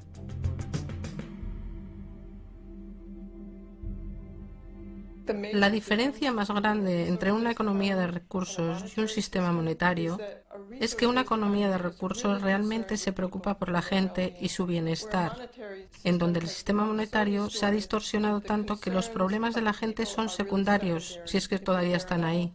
Los productos que son mejorados los son para sacar más dinero de ellos. Si hay un problema en la sociedad y no puedes ganar dinero solucionando ese problema, entonces no se hará. La economía de recursos no se acerca a nada que se haya intentado, y con nuestra tecnología hoy podemos crear abundancia. Se usaría para mejorar el estilo de vida de todos. Abundancia alrededor del mundo si usamos sabiamente nuestra tecnología y mantenemos el medio ambiente. Es un sistema muy diferente y es muy difícil de hablarlo, porque el público no está tan bien informado del estado de la tecnología. Construir casas usando martillos, clavos y madera con el nivel de nuestra tecnología hoy es realmente absurdo y correrá la misma suerte que la clase trabajadora con respecto a la fabricación en los Estados Unidos.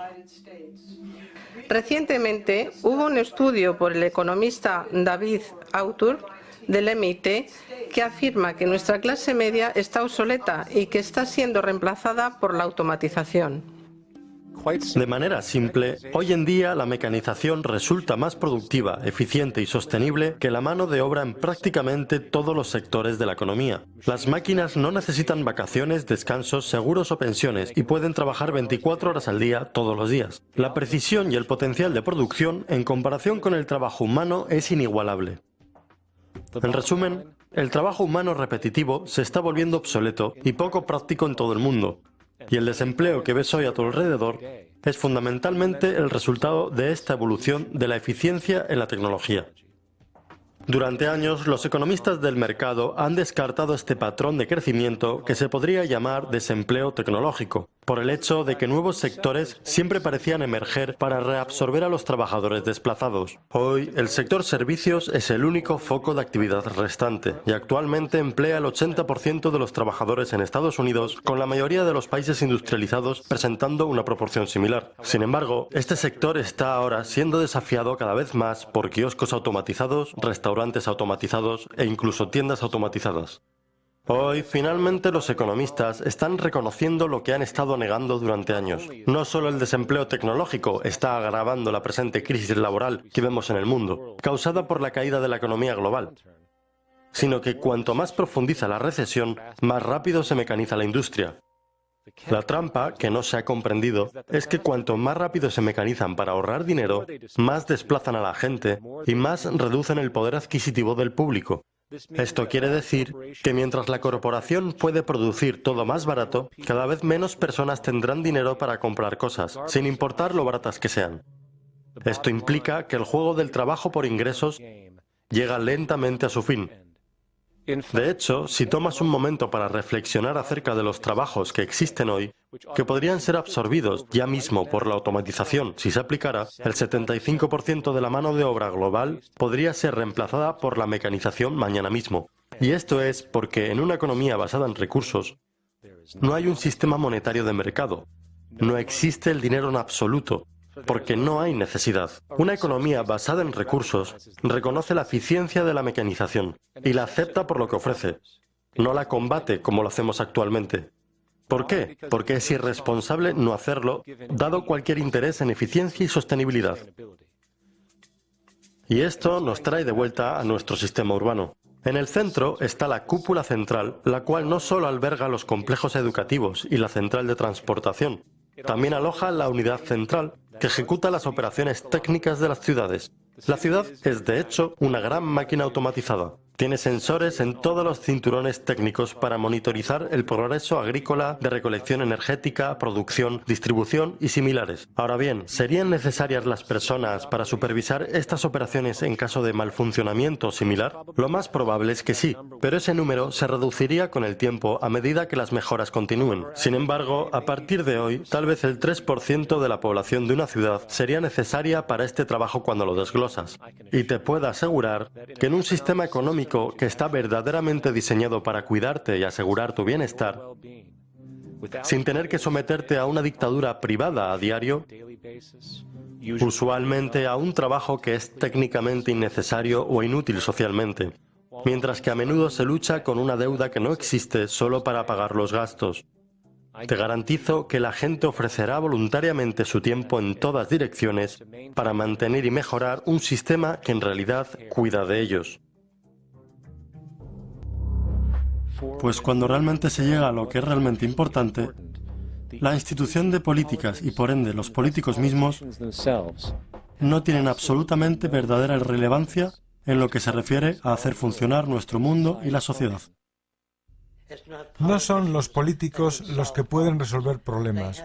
Ellos no tienen capacidad técnica. No saben cómo resolver problemas. Aun siendo sinceros, no saben cómo resolver los problemas. Son los técnicos los que producen plantas desalinizadoras. Son los técnicos los que te dan la electricidad, que te dan motores para los vehículos, que calefaccionan tu casa y la enfrían en verano. Es la tecnología la que resuelve problemas, no la política. Los políticos no pueden resolver problemas porque no están entrenados para hacerlo. Muy poca gente hoy puede detenerse y considerar qué es lo que realmente mejora sus vidas. ¿Es el dinero? Obviamente no. Uno no puede comer dinero o llenar el tanque con billetes para andar en coche. ¿Son los políticos? Todo lo que los políticos pueden hacer es crear leyes, establecer presupuestos y declarar guerras. ¿Es la religión? Por supuesto que no. La religión no crea nada excepto consuelo emocional intangible para aquellos que lo requieren. El verdadero regalo que tenemos como seres humanos, que ha sido el único responsable por todo lo que ha mejorado nuestras vidas, es la tecnología. ¿Qué es la tecnología? Tecnología es un lápiz que nos permite solidificar ideas en papel para comunicarlas. Tecnología es un vehículo que nos permite viajar más rápido que los pies. Tecnología es un par de lentes que permiten ver a aquellos que lo necesitan. La tecnología aplicada en sí misma es meramente una extensión de los atributos humanos, que reducen el esfuerzo humano, liberándonos de una tarea o problema particular. Imagina lo que sería tu vida hoy sin un teléfono, o un horno, o un ordenador, o un avión. Todas las cosas en tu casa que das por sentado, desde un timbre, a una mesa, a un lavavajillas, es tecnología, generada por el ingenio científico creativo de las tecnologías humanas.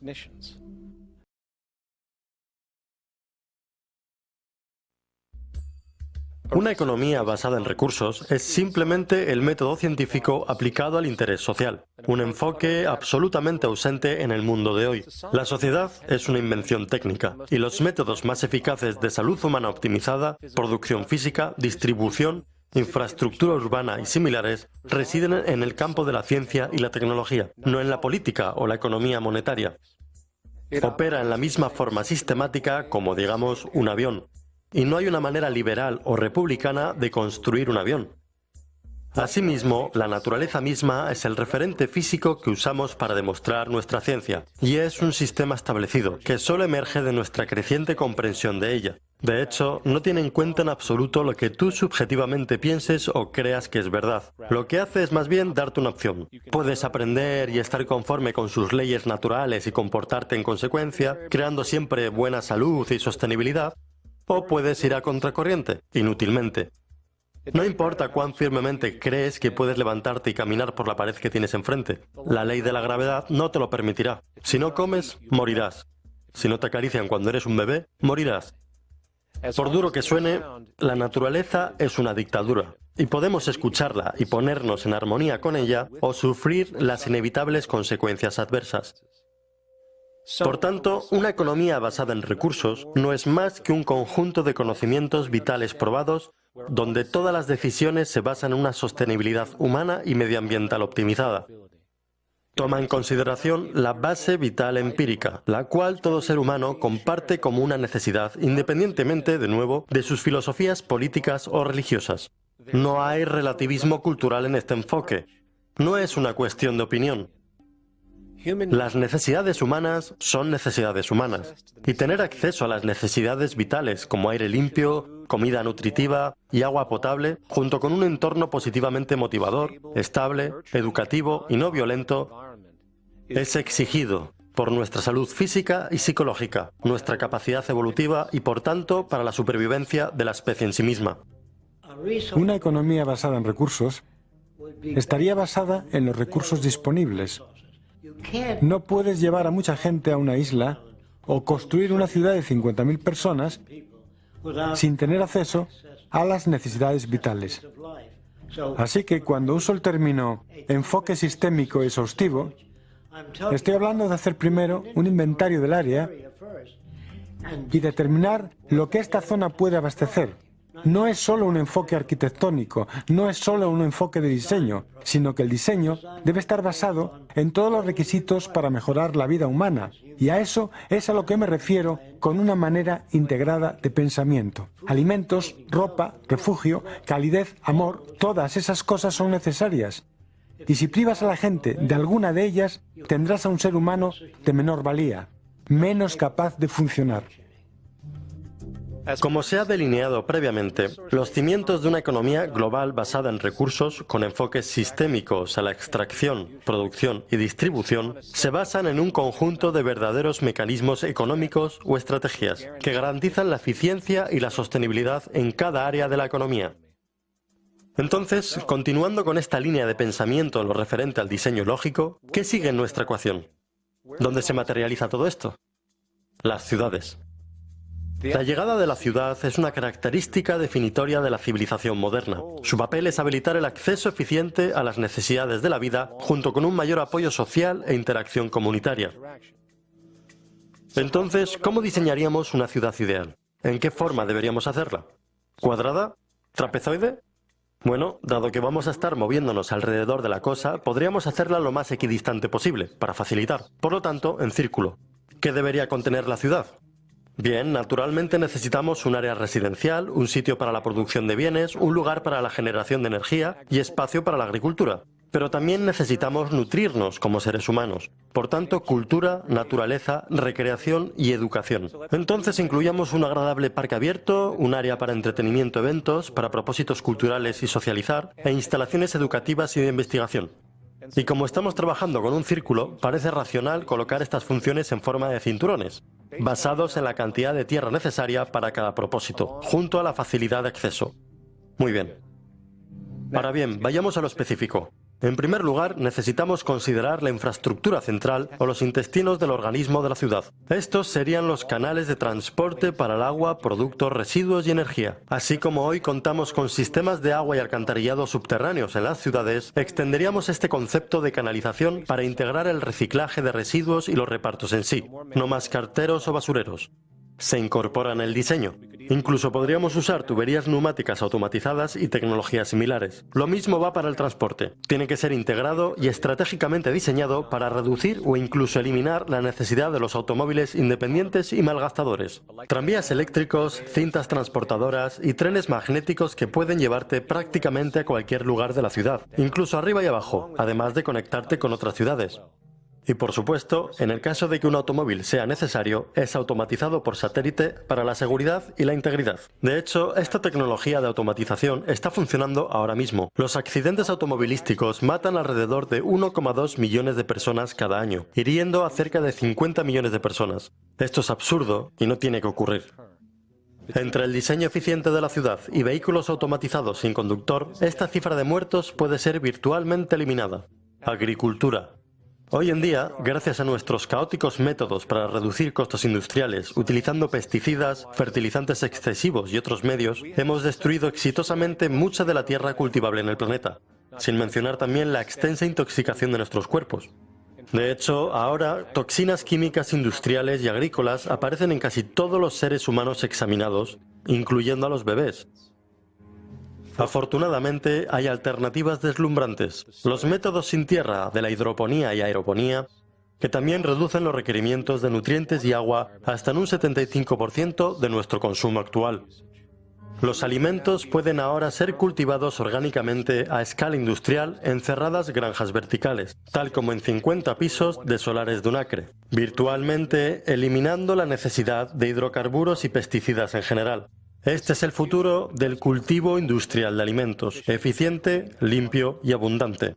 Así, tales sistemas avanzados serían en parte los que compondrían nuestro cinturón agrícola, produciendo todo el alimento necesario para toda la población de la ciudad, sin necesidad de importar nada del exterior, ahorrando tiempo, desperdicio y energía. Y hablando de energía, el cinturón energético funcionaría en un enfoque sistémico para extraer electricidad de nuestros abundantes medios renovables, específicamente del potencial eólico, solar, geotérmico, de calor diferencial y, si hay agua cerca, mareomotriz y undimotriz. Para evitar la intermitencia y asegurar un retorno positivo de energía neta, estos medios operarían en un sistema integrado, abasteciéndose mutuamente cuando fuera necesario y almacenando excedentes de energía en grandes supercondensadores bajo tierra, de modo que nada pueda ser desperdiciado.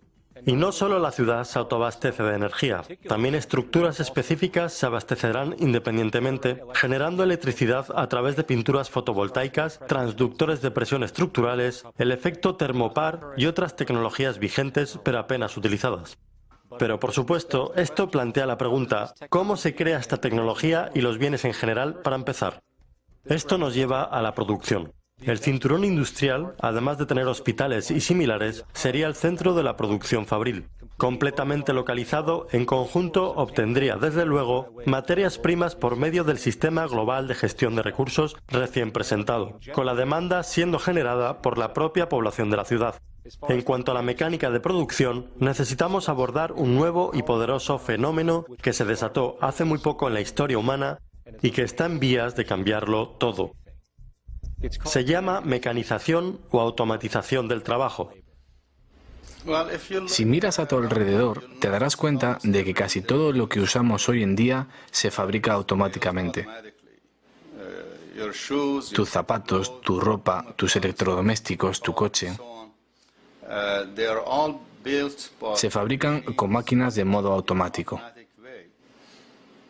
¿Podemos decir que la sociedad no ha sido influenciada por estos importantes avances tecnológicos? Por supuesto que no. En realidad, estos sistemas imponen nuevas estructuras y necesidades y hacen que muchas otras cosas se vuelvan obsoletas. Así que hemos crecido en el desarrollo y uso de la tecnología de una manera exponencial. Y definitivamente la automatización va a continuar. No puedes detener tecnologías que simplemente tienen sentido. La automatización del trabajo a través de la tecnología es la base de cada importante transformación social en la historia de la humanidad, desde la revolución agrícola y la invención del arado, a la revolución industrial y la invención de la máquina motorizada, hasta la era de la informática en la que vivimos ahora, fundamentalmente a través de la invención de la electrónica avanzada y de los ordenadores. Y con respecto a los métodos actuales de producción avanzada, la mecanización está evolucionando ahora por sí sola, alejándose del método tradicional de montar las piezas dentro de una configuración hacia un método avanzado de crear productos enteros en un único proceso. Al igual que muchos ingenieros, me fascina la biología, porque está llena de ejemplos de piezas de ingeniería extraordinarias. ¿Qué es la biología? Es el estudio de las cosas que se copian a sí mismas. La mejor definición de la vida que hemos logrado. Repito, como ingeniero, siempre he estado intrigado con la idea de las máquinas que se copian a sí mismas. RepRap es una impresora tridimensional, es decir, que es una impresora que conectas a tu ordenador y en lugar de hacer diseños bidimensionales en hojas de papel, hace objetos reales, físicos y tridimensionales. No es nada nuevo las impresoras 3D, existen desde hace aproximadamente 30 años. Lo más importante acerca de RepRap es que imprime la mayoría de sus partes. Entonces, si tienes una, podrías hacer otra y dársela a un amigo, como también podrías imprimir muchas otras cosas útiles. Desde la simple impresión de enseres básicos de la casa hasta la impresión del cuerpo entero de un automóvil de una sola vez, la impresión moderna y automatizada en 3D tiene el potencial de prácticamente transformar cada área de producción, incluyendo la construcción de viviendas. El sistema Contour Crafting es realmente una tecnología de fabricación, la así llamada impresión en 3D, y es cuando directamente se construyen objetos 3D desde un modelo computerizado. Usando Contour Crafting será posible construir una casa de unos 180 metros cuadrados en un día, únicamente con esta máquina.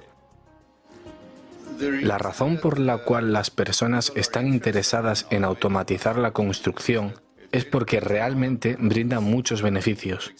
Por ejemplo, la construcción es un trabajo bastante intenso y, aunque provee de trabajo a un sector de la sociedad, también presenta problemas y complicaciones. Por ejemplo, la construcción es el trabajo más peligroso que existe. Es peor que la minería y la agricultura. Tiene el nivel más alto de fatalidad en casi todos los países. Otro problema es el desperdicio. En promedio, una casa en los Estados Unidos tiene de 3 a 7 toneladas de desperdicio. Esto es algo astronómico si se considera el impacto de la construcción, sabiendo que alrededor del 40% de todos los materiales en el mundo son utilizados en la construcción. Así que tenemos un gran desperdicio de energía y recursos, además de un daño considerable al medio ambiente. En el presente, no tenemos que quemar combustibles fósiles. No tenemos que usar cualquier cosa que contamine el medio ambiente. Hay muchas fuentes de energía disponibles. Las soluciones de energía alternativa empujadas por el establishment, como el hidrógeno, biomasa y nuclear, son altamente insuficientes, peligrosas y existen únicamente para perpetuar la estructura de lucro que ha creado la industria. Cuando vemos más allá de la propaganda y soluciones autoservidas promocionadas por las compañías energéticas, encontramos aparentemente una corriente interminable de energías limpias, abundantes y renovables para generar potencia. La energía solar y del viento son muy conocidas para el público, pero el verdadero potencial de estos medios permanece inexpresado. La energía solar derivada del sol tiene tal abundancia que una hora de luz de mediodía contiene más energía que la que el mundo entero consume en un año. Si capturáramos una centésima parte de esta energía, el mundo nunca tendría que utilizar petróleo, gas u otra cosa. El cuestionamiento no es la disponibilidad, sino la tecnología para enajenarla. Y hay muchos medios avanzados hoy que pueden lograr justamente eso. si no fueran estorbados por la necesidad de competir por porciones de mercado con las estructuras energéticas establecidas. Tenemos energía en el viento. La energía del viento se ha denunciado como débil y, al estar alejadas, impracticable. Esto simplemente no es verdad. El Departamento de Energía norteamericano admitió en 2007 que si el viento se cosechara en su totalidad en solo 3 de los 50 estados americanos, generaría potencia para la nación entera. También están los medios desconocidos de energía de la marea y de las olas. La potencia de las mareas deriva de los cambios de marea en los océanos. Instalando turbinas que capturan este movimiento, generamos energía. En el Reino Unido se han registrado 42 sitios como disponibles, pronosticando que el 34% de toda la energía del Reino Unido podría salir de energía de marea solamente. El poder de las olas se puede extraer de la superficie en movimiento del océano. Está estimado que tiene un potencial global de hasta 80.000 teravatios hora al año. Esto significa que 50% del uso energético del planeta entero puede ser producido a través de este medio. Ahora es importante señalar que la marea, olas, luz solar y viento virtualmente no requieren energía preliminar para enajenarlas, no como el carbón, petróleo, gas, hidrógeno y todos los otros. En combinación, estos 4 medios solamente, si se enajenan eficientemente con tecnología, potenciarían al mundo para siempre. Dicho esto, parece haber otra forma de energía limpia y renovable que les gana todas juntas: la energía geotermal. La energía geotermal utiliza lo que se llama heat mining, la que, a través de un simple proceso utilizando agua, es capaz de generar cantidades masivas de energía limpia. En 2006, un reporte del MIT en energía geotermal encontró que hay disponibles actualmente en la Tierra 13.000 zetajulios de energía, con la posibilidad de 2.000 zetajulios de ser fácilmente obtenibles con tecnologías mejoradas. La energía total consumida de todos los países del planeta es cerca de medio zetajulio al año. Esto significa cerca de 4.000 años de energía planetaria que pueden ser aprovechadas solamente con este medio. Y cuando entendemos que la generación de calor de la Tierra se renueva constantemente, esta energía es verdaderamente ilimitada, podría usarse para siempre. Estas fuentes de energía son solo unos pocos de los medios renovables disponibles, y mientras pase el tiempo encontraremos más. La gran realización es que tenemos la energía en total abundancia sin la necesidad de contaminación, conservación tradicional o, de hecho, un precio. ¿Y qué hay del transporte? Los medios de transporte que prevalecen en nuestra sociedad son el automóvil y el avión, ambos con la necesidad predominante de combustibles fósiles.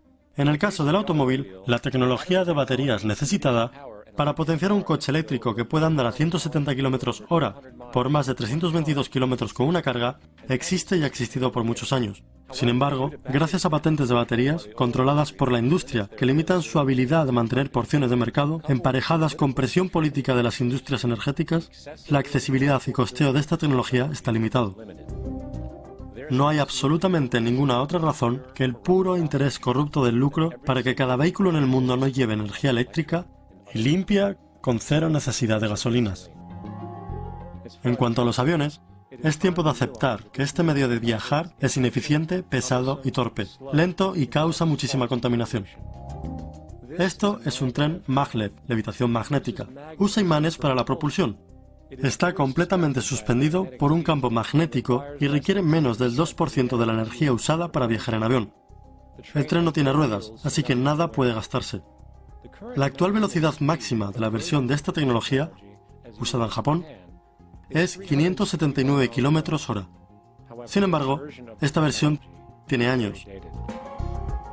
Una organización llamada ET3, que tiene conexión con el proyecto Venus, ha establecido un maglev entubado que puede viajar a 6.430 km/h, en un tubo sin noción de movimiento ni fricción, sobre tierra o bajo agua. Imaginen ir desde Los Ángeles a Nueva York para el almuerzo, o desde Washington DC a Beijing, China, en 2 horas. Este es el futuro del viaje continental e intercontinental. Rápido, limpio, con solo una fracción del uso de energía que usamos hoy por los mismos medios. De hecho, entre tecnología maglev, baterías avanzadas y energía geotermal, no habría razón para nunca volver a quemar combustibles fósiles. Y podemos hacer esto ahora, si no estuviéramos contenidos por esta estructura paralizante del lucro. Como se dijo antes, una economía basada en recursos aplica el método científico en el interés de la sociedad. Y esto no se limita simplemente a la eficiencia técnica. También considera directamente el bienestar social, humano y qué lo compone. ¿De qué sirve un sistema social si en última instancia no produce felicidad y convivencia en paz? Así que es importante señalar que con la eliminación del sistema monetario y las necesidades de vida provistas, veríamos una reducción global del crimen de aproximadamente un 95% casi de inmediato, debido a que no habría nada que robar, malversar, estafar o cosas por el estilo. El 95% de las personas que están en prisión actualmente están ahí por un crimen relacionado con el dinero o el abuso de drogas, y el abuso de drogas es un trastorno, no un crimen.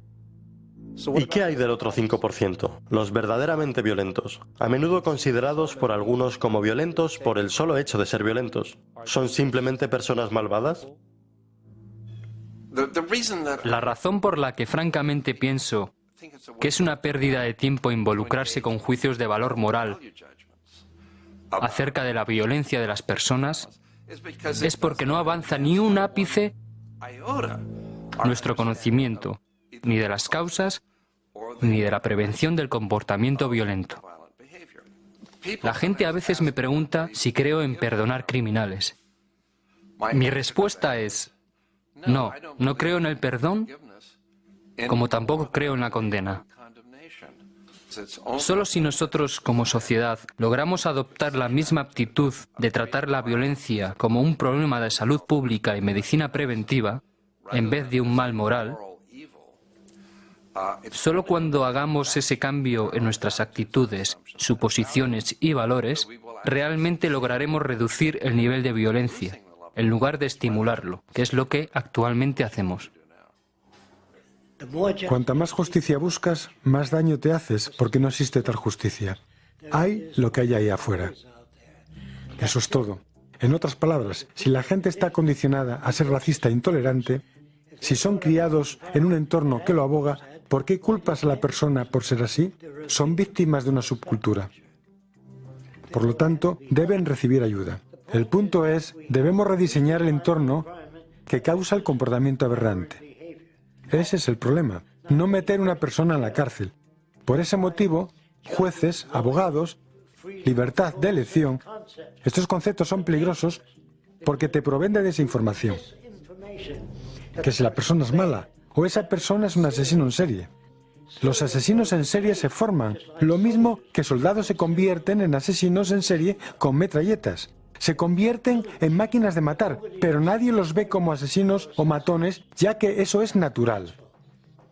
Entonces, culpamos a la gente. Decimos, este hombre fue un nazi, torturó judíos. No, él fue formado para torturar judíos. Una vez que aceptas el hecho de que las personas tienen elecciones individuales y son libres de hacer esas elecciones, libres de escoger, significa sin ser influenciados. Y eso no lo puedo entender en absoluto. Estamos influenciados en todas nuestras elecciones por la cultura en la que vivimos, por nuestros padres y por los valores que predominan. Entonces, estamos influenciados. Así que no puede haber libre elección.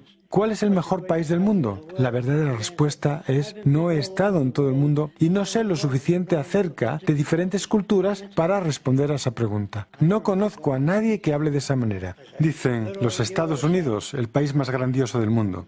¿Has estado en la India? No. ¿Has estado en Inglaterra? No. ¿Has estado en Francia? No. Entonces, ¿en qué basas tu suposición? No pueden responder y se enojan contigo. Dicen, maldita sea, ¿quién demonios eres tú para decirme qué pensar?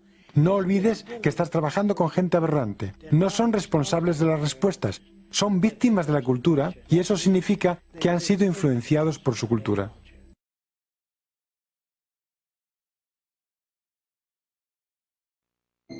Los valores sociales de nuestra sociedad, que se han manifestado en guerra perpetua, corrupción, leyes opresivas, estratificación social, supersticiones irrelevantes, destrucción ambiental y las utilidades déspotas y socialmente indiferentes orientadas a la clase alta, es fundamentalmente el resultado de la ignorancia colectiva, de dos de las visiones más básicas que las personas pueden tener de la realidad, los aspectos emergentes y simbióticos de la ley natural.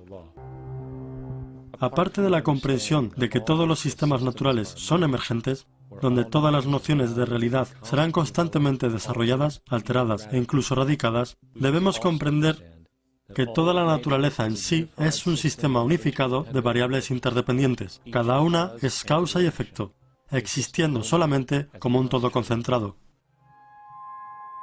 Y ahora debemos ver que el mundo entero es la comunidad. Y de esta manera, todos debemos cuidar de los demás. Y no solamente es una comunidad de personas, es una comunidad de plantas, animales y elementos. Y de verdad debemos entenderlo. Eso es lo que también nos traerá satisfacción y placer. Eso es lo que nos falta hoy en nuestras vidas. Podemos llamarlo espiritualidad, pero el hecho es que la alegría viene de la dicha de la conexión. Ese es nuestro espíritu, ese es nuestro lado de nosotros mismos. Eso verdaderamente se siente, y lo puedes sentir muy profundo dentro de ti. Se trata de ese sentimiento asombrosamente increíble, y lo reconoces cuando lo sientes. No lo obtienes con dinero, lo obtienes de la conexión. El Islam, cristianismo, judaísmo, hinduismo y todas las demás existen como barreras al crecimiento personal y social. Para cada grupo, perpetúa una visión cerrada del mundo. Y este conocimiento finito que ellos conocen simplemente no es posible en un universo emergente. Aún así, la religión ha tenido éxito acallando la conciencia sobre este nuevo universo emergente, inculcando la distorsión psicológica de la fe en sus creyentes, donde la lógica y la nueva información son rechazadas a favor de creencias tradicionalmente anticuadas. El concepto de Dios es realmente un método de contar la naturaleza de las cosas. En los inicios, la gente no sabía suficiente acerca de cómo se formaron las cosas, ni de cómo funcionaba la naturaleza. Así que se inventaron sus propias historias e hicieron su Dios a su propia imagen y semejanza. Un tipo que se enfada cuando la gente no se comporta correctamente. Él crea inundaciones y terremotos, y dicen que es un acto de Dios. Un vistazo precipitado en la historia suprimida de la religión revela que incluso los mismos mitos fundacionales son las culminaciones desarrolladas con influencia a través del tiempo. Por ejemplo, una doctrina cardenal de la fe cristiana es la muerte y la resurrección de Cristo. Esta noción es tan importante que la misma Biblia asegura: y si Cristo no se hubiese levantado, entonces nuestros rezos son en vano y tu fe es también en vano. Aún así, es muy difícil tomar esta frase literal, pues no solamente no hay ninguna fuente que denote este acontecimiento sobrenatural en historia secular. El estar conscientes de la enorme cantidad de salvadores precristianos, quienes también murieron y fueron resucitados, inevitablemente pone a esta historia en el terreno mitológico. Las primeras figuras de la Iglesia, como Tertuliano, fueron lejos para intentar romper estas asociaciones, incluso clamando que el diablo causó estas similitudes, declarando en el siglo II: el diablo, quien se encarga de pervertir la verdad, imita las circunstancias exactas de los divinos sacramentos. Él bautiza a sus creyentes y promete perdonar sus pecados. Él celebra la ofrenda del pan y la trae en el símbolo de la resurrección. Permítanos entonces denotar las acciones del diablo, quien copia ciertas cosas de los que son divinos. Lo verdaderamente triste aquí es que cuando dejemos de creer en la idea de que las historias de cristiandad, judaísmo, islam y todas las demás son historia literal, y las aceptemos como lo que verdaderamente son, simples expresiones alegóricas derivadas de diversas fes, vemos que todas las religiones comparten un tronco en común, y es esta unificación imperativa que necesita ser reconocida y apreciada. Las creencias religiosas han causado más fragmentación y conflicto que cualquier otra ideología. Cristiandad solamente tiene más de 34.000 subgrupos diferentes. La Biblia está sujeta a la interpretación. Cuando la lees dices: yo pienso que Jesús quiso decir esto, creo que Job quiso decir aquello, o no, él se refería a esto otro. Y así tienes a los luteranos, los advenidos del séptimo día, los católicos, y una iglesia dividida no es iglesia en absoluto. Y una iglesia dividida no es iglesia en absoluto.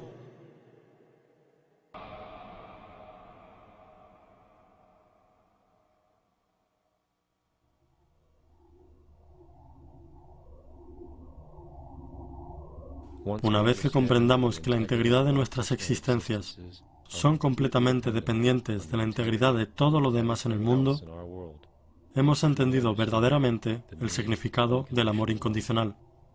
Pues el amor es extendible y es ver todo como a ti mismo, y verte tú como un todo no puede tener condicionantes. Pues de hecho, todos somos todo al mismo tiempo. If it's true that we're all from the center of a star, every atom in each of us from the center of a star, then we're all the same thing. Even a Coke machine or a cigarette butt in the street in Buffalo is made out of atoms that came from a star. They've all been recycled thousands of times, as have you and I. And therefore, it's only me out there. So what is there to be afraid of? What is there that needs solace-seeking? Nothing. There's nothing to be afraid of because it's all us. The trouble is we have been separated by being born and given a name and an identity and being individuated. We've been separated from the oneness, and that's what religion exploits, that people have this yearning to be part of the overall one again. So they exploit that. They call it God. They say he has rules. And I think it's cruel. I think you can do it absent religion.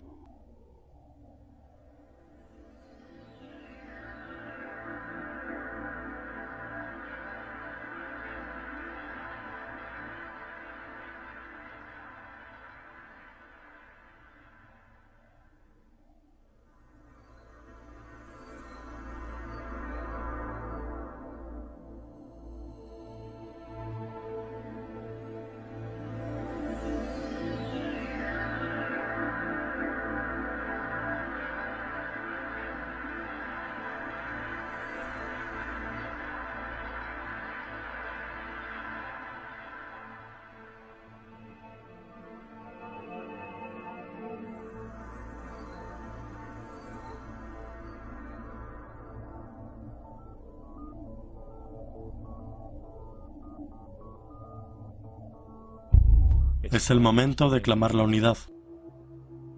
La emergente naturaleza de la realidad es que todos los sistemas, ya sea conocimiento, sociedad, tecnología, filosofía o cualquier otra creación, si no son inhibidas, experimentarán un fluido y perpetuo cambio.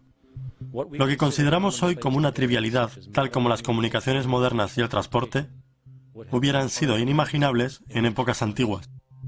De esta forma, el futuro contendrá tecnologías, realizaciones y estructuras sociales que ni siquiera podemos imaginar hoy en día. Hemos ido de la alquimia a la química, del universo geocéntrico al heliocéntrico, de creer que los demonios causaban las enfermedades a la medicina moderna. Este desarrollo no muestra señales de acabar, y es esta conciencia que nos alinea y nos guía en un camino continuo de crecimiento y progreso. El conocimiento estático y empírico no existen. Mejor dicho, es la perspicacia del emerger de todos los sistemas que debemos reconocer. Esto significa que siempre debemos abrirnos a la nueva información, aun si está amenazada nuestro actual sistema de creencias y de identidades. Tristemente, la sociedad de hoy ha fallado en reconocer esto, y las instituciones establecidas continúan paralizando el crecimiento, preservando las estructuras sociales anticuadas. Al mismo tiempo, la población sufre del miedo al cambio, pues su condicionamiento asume una identidad estática y retar el sistema de creencias de alguien usualmente conlleva al insulto y a la aprehensión, porque estar equivocados está asociado erróneamente al fracaso, cuando de hecho, el darse cuenta del error debería ser celebrado, pues es elevar a alguien a un nuevo nivel de comprensión, fomentando la conciencia. El hecho es que no existen las personas brillantes, pues solo es cuestión de tiempo para que sus ideas sean actualizadas, cambiadas o erradicadas. Y esta tendencia de ciegamente mantener un sistema de creencias, protegiéndolo de nueva información posiblemente transformadora, no es más que una forma de materialismo intelectual. El sistema monetario perpetúa este materialismo no solamente por sus propias estructuras conservadoras, sino también a través de las incontables personas que han sido condicionadas para mantener ciegamente y sin pensar a estas estructuras, y de esta manera volviéndose ellos mismos guardianes del status quo. Ovejas que ya no necesitan un perro ovejero para controlarlas, pues se controlan a sí mismas condenando a aquellos que se salen de la norma. Esta tendencia de resistencia al cambio y de mantener las instituciones existentes por el bien de la identidad, las comodidades, el poder y las utilidades es completamente insostenible y solo producirá mayor desigualdad, fragmentación, distorsión e invariablemente destrucción. Es tiempo de cambiar. Desde los cazadores hasta los recolectores, a la revolución agrícola, a la revolución industrial, el patrón es claro. Ya es tiempo de un nuevo sistema social que refleje el entendimiento que tenemos hoy. El sistema monetario es producto de un periodo de tiempo en donde la escasez era la realidad. Ahora, con la era de la tecnología, este sistema ya no es relevante a la sociedad. Desaparece con el comportamiento aberrante que manifiesta. El sistema que yo predico, una economía basada en los recursos, no es perfecto, solo que es mucho mejor que lo que ahora tenemos. Nunca alcanzaremos la perfección. Nuestros sistemas sociales fuera de contexto se han quebrado y debemos trabajar juntos para crear una sociedad global sustentable en donde se vela por todos y en donde todos seamos verdaderamente libres. Tus creencias personales, sean cuales sean, no significan nada cuando piensas en las necesidades de la vida. Cada ser humano nació desnudo, necesitando calor, alimento, agua y refugio. Todo lo demás es auxiliar. Así que lo más importante ahora es el manejo inteligente de recursos de la tierra. Esto nunca podrá ser logrado en un sistema monetario, pues el buscar ganancias es buscar el interés propio. Y por esto, el desbalanceo es inherente. Simultáneamente, los políticos son inútiles, pues nuestros verdaderos problemas en la vida son técnicos, no políticos. Además, las ideologías que separan a la humanidad, como la religión, necesitan un fuerte peso en la comunidad para demostrar su valor y su importancia social. Esperemos que con el tiempo la religión pierda su materialismo y sus bases en la superstición y se traslade hacia el campo de la filosofía. El hecho es que la sociedad de hoy es retrógrada, con políticos hablando constantemente de la protección y la seguridad, en lugar de hablar de la creación, la unidad y el progreso. En vez de armas de destrucción masiva, es tiempo de revelar algo mucho más poderoso. Armas de creación masiva. Nuestra verdadera divinidad es nuestra habilidad de crear, y armados con el entendimiento de las conexiones simbióticas de la vida, mientras somos guiados por la realidad de la naturaleza emergente, no hay nada que no podamos lograr o hacer.